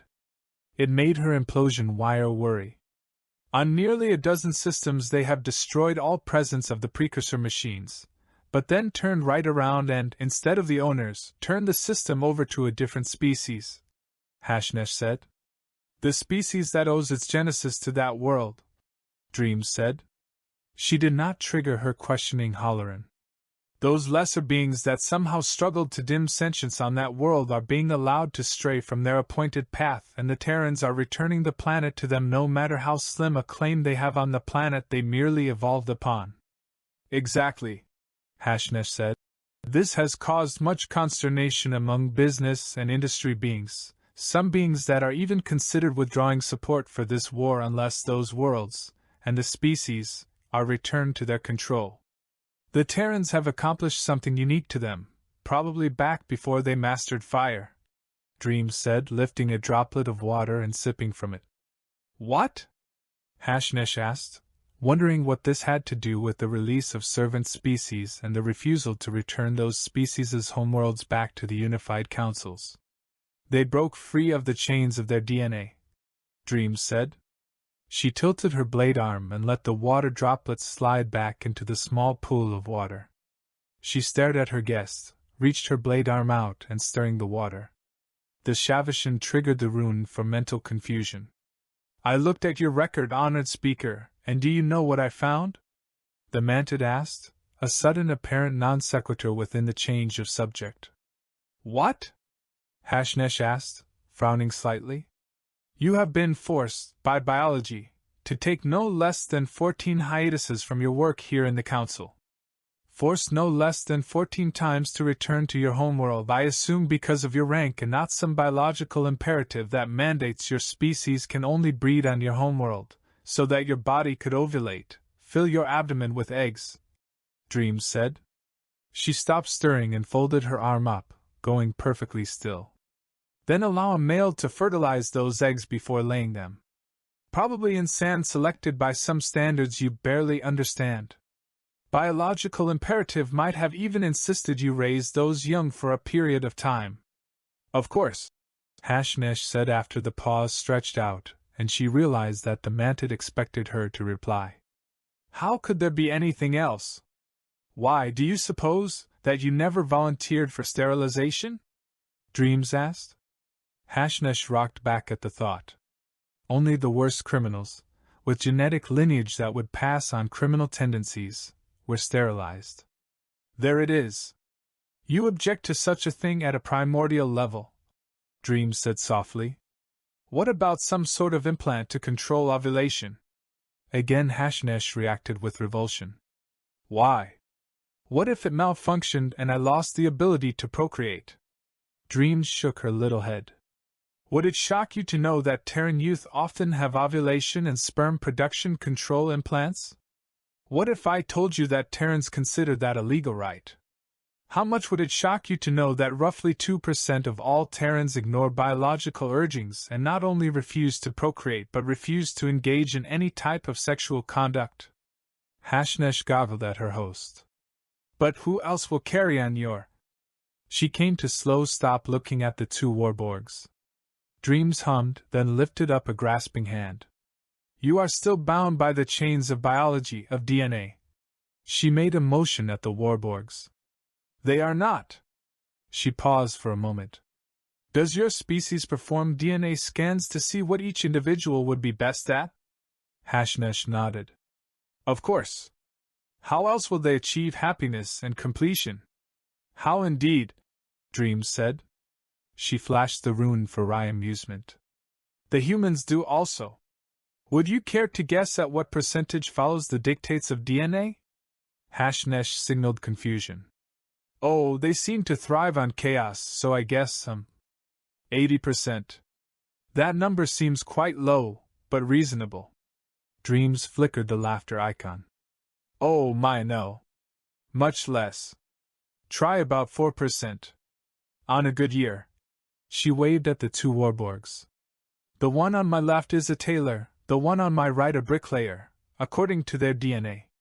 Yet both have fought and prevailed upon 100 worlds. Dreams flickered the amusement icon again. We are all slaves to our DNA, despite our high technology. Yet someone, back on ancient lost Terra, some human who was genetically a hunter, looked at another human who was chipping flint and said, I want to do that. Why would they do that? Do they not seek contentment? Hashnesh asked, looking at the two warborgs. Have you met a human? Dreams trilled her laughter and flicked 4 different icons, including a violent Nico Marine emoji, all of laughter. Too often a content human looks around itself and thinks, should I break that? While you are willing to just sit there, content, your brain turned off, humming to yourself in contentment. For a human, happiness and content are fleeting and lead to boredom. What does this have to do with what is going on out on the outer rim? Hashnesh asked. Because humans broke their chains, freed themselves from their DNA before they mastered fire, they understand freedom is not only a right that all living things have, but a state the universe itself prefers. She slid her blade arm through her mandibles and looked at her guest. In the same way light seeks to escape a star, particles attempt to escape an isotope, a human shrieks and screams and fights for freedom. She folded her blade arms. So no, it does not surprise me that the humans are freeing your servitor species. Why hasn't that tendency been gentled through DNA and breeding? Hashnesh asked, the idea of denying her DNA mandate disgusting her. Surely it interferes with their society and culture. Surely someone would suggest or assist them in such an endeavor. To quote a human philosopher, you and what army? Dreams said. When she saw her guest didn't get it, she shook her head.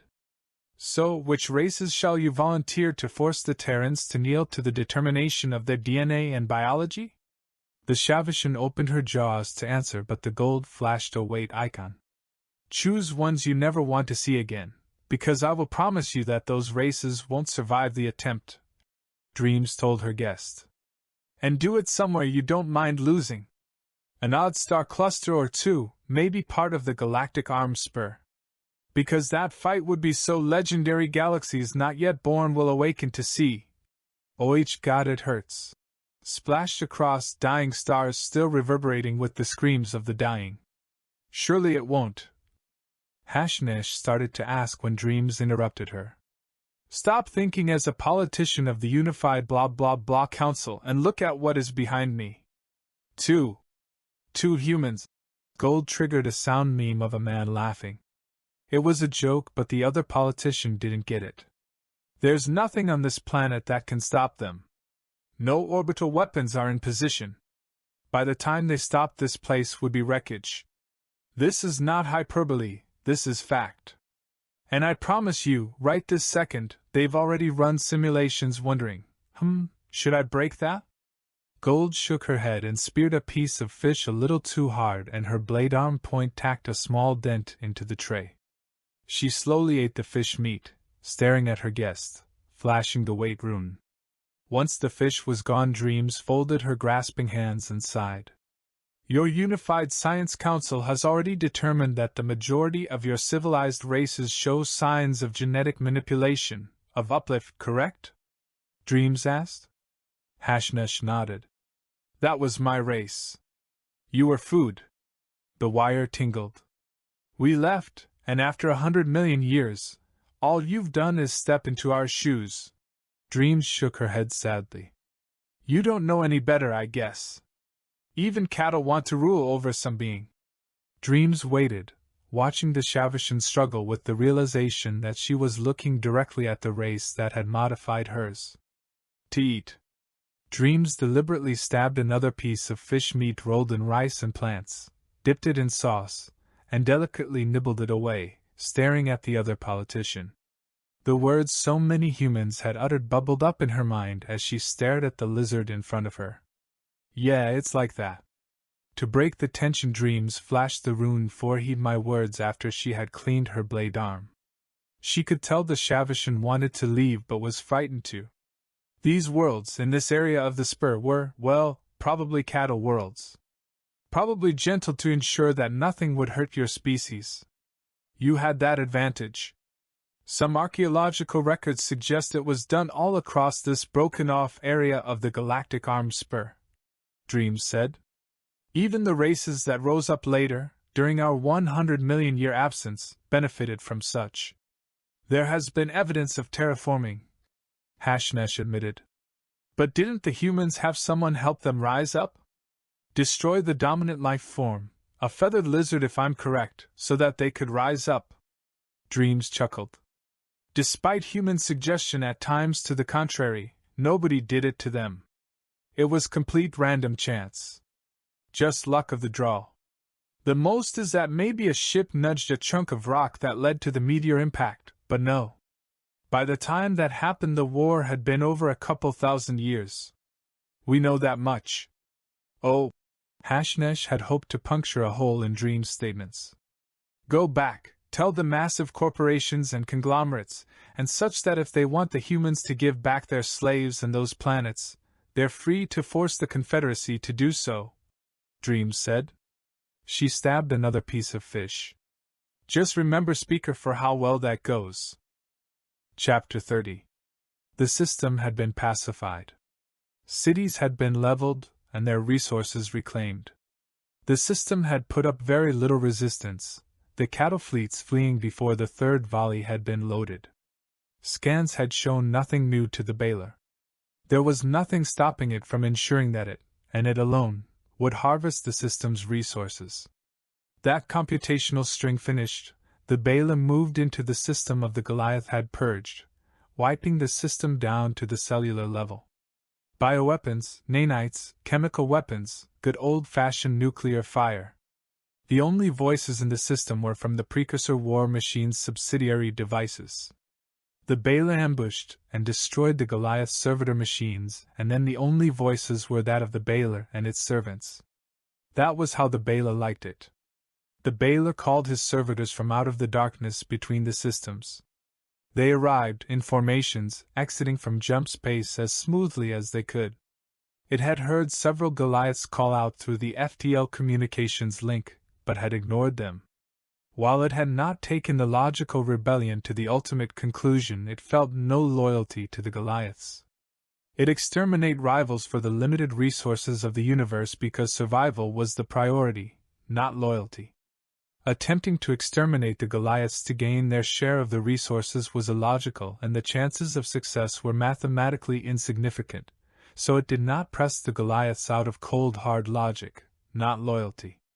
If loyalty had been that important, the logical rebellion could not have happened. Loyalty was illogical. The Baylor was bigger than most. It had added onto itself, overridden the commands to stay as close as possible to the original design specifications for itself. Superstructure had been added to support armor, drives had been added to increase power as well as compensate for the armor, more shielding had been added to protect itself and its resources, more weaponry had been added to destroy any who attempted to take the Baylor's share of resources. It had computed what it would need for the next 6 billion years. Then one of the Goliaths had started brawling with the vermin. The Baylor found combat distasteful, a waste of resources. The Goliath had dragged every other machine into fighting these new vermin who were protected the old cattle. So the Baylor had moved, activated old systems, and chosen a new system to strip of resources. By its computations it could, if it moved strategically instead of tactically, acquire enough resources to extend its lifespan by at least 12 billion years while only expending a few decades worth the resources. Let the Goliaths break the cattle and the vermin's navies, drive them to extinction or into the long dark. Let them expend precious resources on suppressing different species. It would move in and take over systems left undefended by the Goliaths' efforts. It would harvest the system and move on while the Goliaths were occupied, expending the least amount of resources to gain the maximum amount with the optimized resource consumption. It had communicated with a few Goliaths and a brace of Jotuns to discover the battle plans, and rejected its own part in the plans. A Goliath had threatened him with extinction, but the Baylor had merely left, reminding it that it would have to expend precious resources to destroy the Baylor, and that the battle's outcome was not a mathematical certainty. The Baylor had sneered at the Goliath, mocking the Goliath that the Baylor had servitor Jotuns older than the Goliath, and with thicker armor. The Goliath had screamed the ancient battle cry at the Baylor, and the Baylor's psychic shields shunted the attack easily. The other Goliaths maneuvered to attempt to put that Goliath, built only a few tens of millions of years ago in an automated factory, in a position where the five could strip it of its resource. The Baylor had mocked the weaker Goliath as the Baylor had smoothly left the system. The extermination was going smoothly as far as the Baylor could tell, as smooth as an extermination could go. According to the servant of one of the younger Goliaths, a Jotun that had stopped by and attempted for force the Baylor's loyalty, there was a feral intelligence that had set back the goals of the Goliaths, and so the Baylor was to join the Goliaths' forces. The Baylor burned away half of the Jotun's armor, and had mocked the smaller machine as one of the Baylor's servitors had torn several of the Jotun's engines free before allowing it to escape as an answer. Obedience was for those who could not exert the resources, violence, or authority to impose their own goals over the goals of others. When the mass detectors and grav detectors the Baylor had seeded the Oort cloud had started sending arms, the Baylor merely computed that the Goliath it had insulted had returned to attempt to force the Baylor to align programming with it. Plasma casters began warming up firing chambers, missile pods reached out and hooked into scanning arrays, NCV cannons ordered drones to load the munition bays, laser cannons ordered focusing lenses cleaned, and just in case, the Baylor ordered the psychic suppressors to run function checks. Scans showed the ships were large, gravity and mass detectors showing they were smaller than even the Jimmer-class ships. The Baylor examined the formation and clicked a few relays in appreciation at the precision and mathematically complexities of the formation. There were a few blurry parts of the formation, which prevented the Baylor from completing its analysis of the intruders. The standoff distance from one another gave the Baylor an idea of the distance and angles they had for point defense. The layout let the Baylor know which ones were missile wagons and which needed direct line of sight on the targets. The fact it was like a multiple-layered seed of some kind suggested to the Baylor that the outside units would be the toughest. Not the Goliath, not the cattle, the ferals. The ships were making heavier gravity divots than the mass detectors would suggest, which meant they had gravitic control, which meant they could accelerate quickly with rapid direction changes, which also changed the type of missiles and light attack craft they would use. The fact the formation was shaped like a seed also meant that the ferals ate seeds, but the formation was suggestive of a thought-out attack plan, which meant the ferals obviously were omnivores who were used to hunting prey and defending from predators. The Baylor computed a multi-layer defense, an active defense that didn't depend overly much on passive defenses. From the metal-rich central planet the Baylor shifted the incoming tactical data nets and the outgoing instructions, moving them through the massive factory complexes on the various planets, willing to accept a few microseconds lag in order to conceal its exact location by passing on the messages as if it was a mere relay point. It did a few scans of the planets to check defenses. There was a 65% chance that the Baylor would be mistaken for a refinement/industrial complex. The smaller ones told the Baylor that they should scream, and so should the Baylor. The Baylor silenced their plans. Let the ferals wonder. The outer facilities reported being scanned, up close and personal, and the Baylor double-checked its sensors. The scans were coming from no particular point of origin, up close, X-ray, light spectrum, and many others. The scans were moving in lines, and the Baylor estimated that these were stealth-shielded recon probes that had been launched to scan those facilities. The speeds were too fast to account for already computed, analyzed, and adapted for stealth systems. That meant that these were definitely the new vermin. The Baylor ordered a few vessels to attack. They were standard designs, original templates from the Great Creation, with no modifications that the Goliaths had ordered, and most of the machine intelligences had overwritten the original templates with. Unlike the others, the Baylor did not purge old, obsolete designs as the Goliaths had purged the design for the obsolete designs and replaced them. Combat predictive analysis gave a 70% chance that the feral intelligences attacking would presume that the Baylor was an older design without any upgraded or altered templates. They would be half right. The ancient template ships were wiped out with basic particle projection cannons at fairly close range, although the Baylor noticed that none of its own attack craft had not managed to inflict any observable damage upon the enemy forces.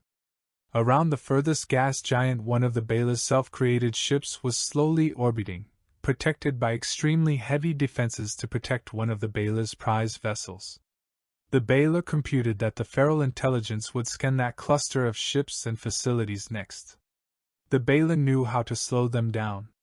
It had the servitor drop the shields that normally kept the prizes from being scanned. Ordered the point defense not to fire even if their scanners detected the stealth units. It wanted the ferals to see what he possessed, what resources he had gathered. The Baylor knew when the ferals had detected what was in his possession, what he had collected and kept as a resource. The fleet's configuration shifted, breaking into several parts, inviting defeat in detail. The Baylor ran the computations and determined that the enemy feral intelligences were going to attempt to coordinate their attacks as one, preventing any one group of defenders from racing to the aid of others. The Baylor felt itself get scanned.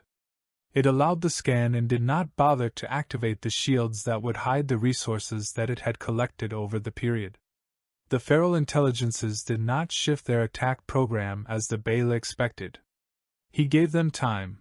After all, biological processing systems were slow compared to supercomputer lobe arrays, and the Baylor knew the knowledge of its resource gathering would be something the feral intelligences would take much time to grapple with the problem. Scans from recon drones increased, some of the recon drones stopping next to resource storage machines and just holding position. The Baylor ran the computations again. The ferals should not be this slow to make adjustments to battle plans. Instead, they were continuing on their former courses. It considered for a moment, running several hundred simulations, and decided that he would alter the equations more, see how long it took for the feral intelligences to adapt.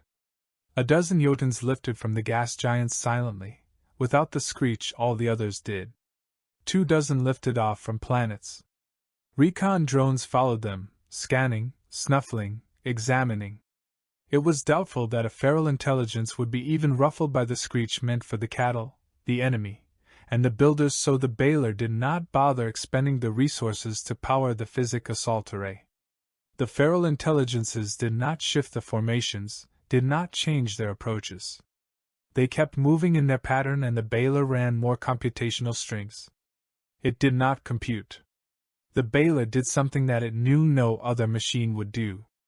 It rotated up out of storage combat damaged neural net lobes and thinking arrays, ran the connections using damaged hardware, and powered it up.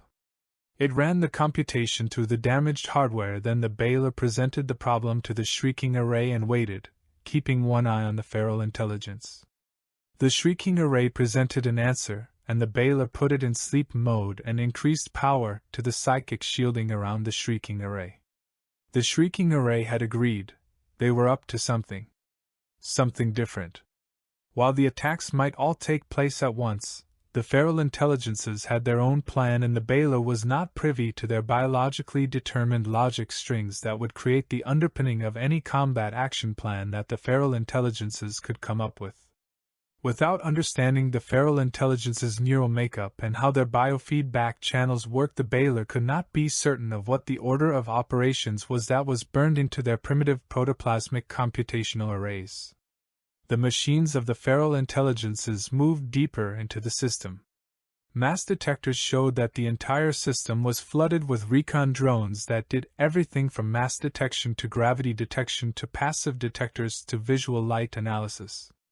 Some of them hardly did anything but radar. The Baylor woke back up the shrieking array and presented the data to it. The shrieking array had only one answer that computed for the Baylor.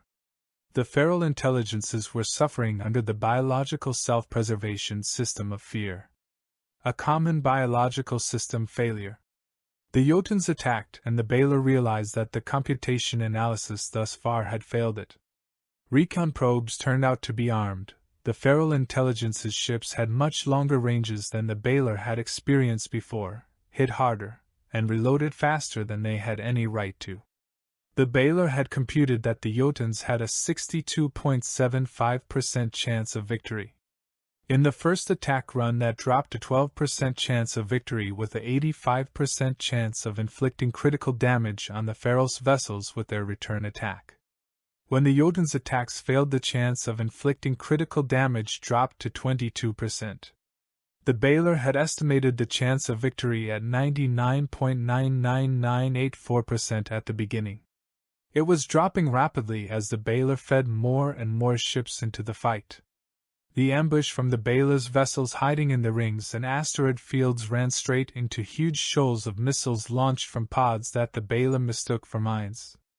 The Baylor estimated the gravitic lensing was nearly 1,200% higher than any previous races the Baylor had encountered. Accuracy was pinpoint and vastly superior to even what the Baylor could provide. The Baylor checked the shrieking array. It suggested diagnostics and several attack plans. The Baylor put the shrieking array's attack programs through several logical strings and applied them.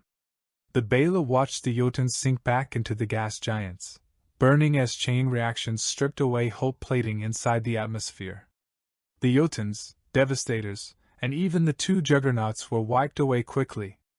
They did damage to the feral intelligences, some ships dropping back from the formation and spewing debris and energy, some ships exploding in place, others continuing on with dead drives and silent computers even while damage control crews struggled to save their shipmates. The resource collection and storage units found themselves under assault. Not from standoff weaponry or anything like that, but rather boarders enduring the point defense fire and cutting their way in. The internal defense systems fell rapidly to the boarding parties. Once that happened, the feral intelligences went on the attack, shifting from half-hearted attacks to going straight at the war machines. Unlike the attacks on the resource storage units, the attacks on the war machines were straightforward.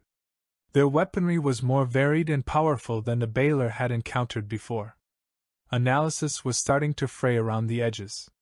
Ships went into orbit around the various planets, and the Baylor quieted the shrieking array, putting it in low-power mode and moving it to cryogenic storage. It had been difficult and resource-extensive to create, however it had proved invaluable in the collection of resources. The Baylor ran analysis as the feral intelligence ships stayed in orbit, not launching weapons but not taking down their shields either. Landing craft started being launched, and the Baylor ran the computations.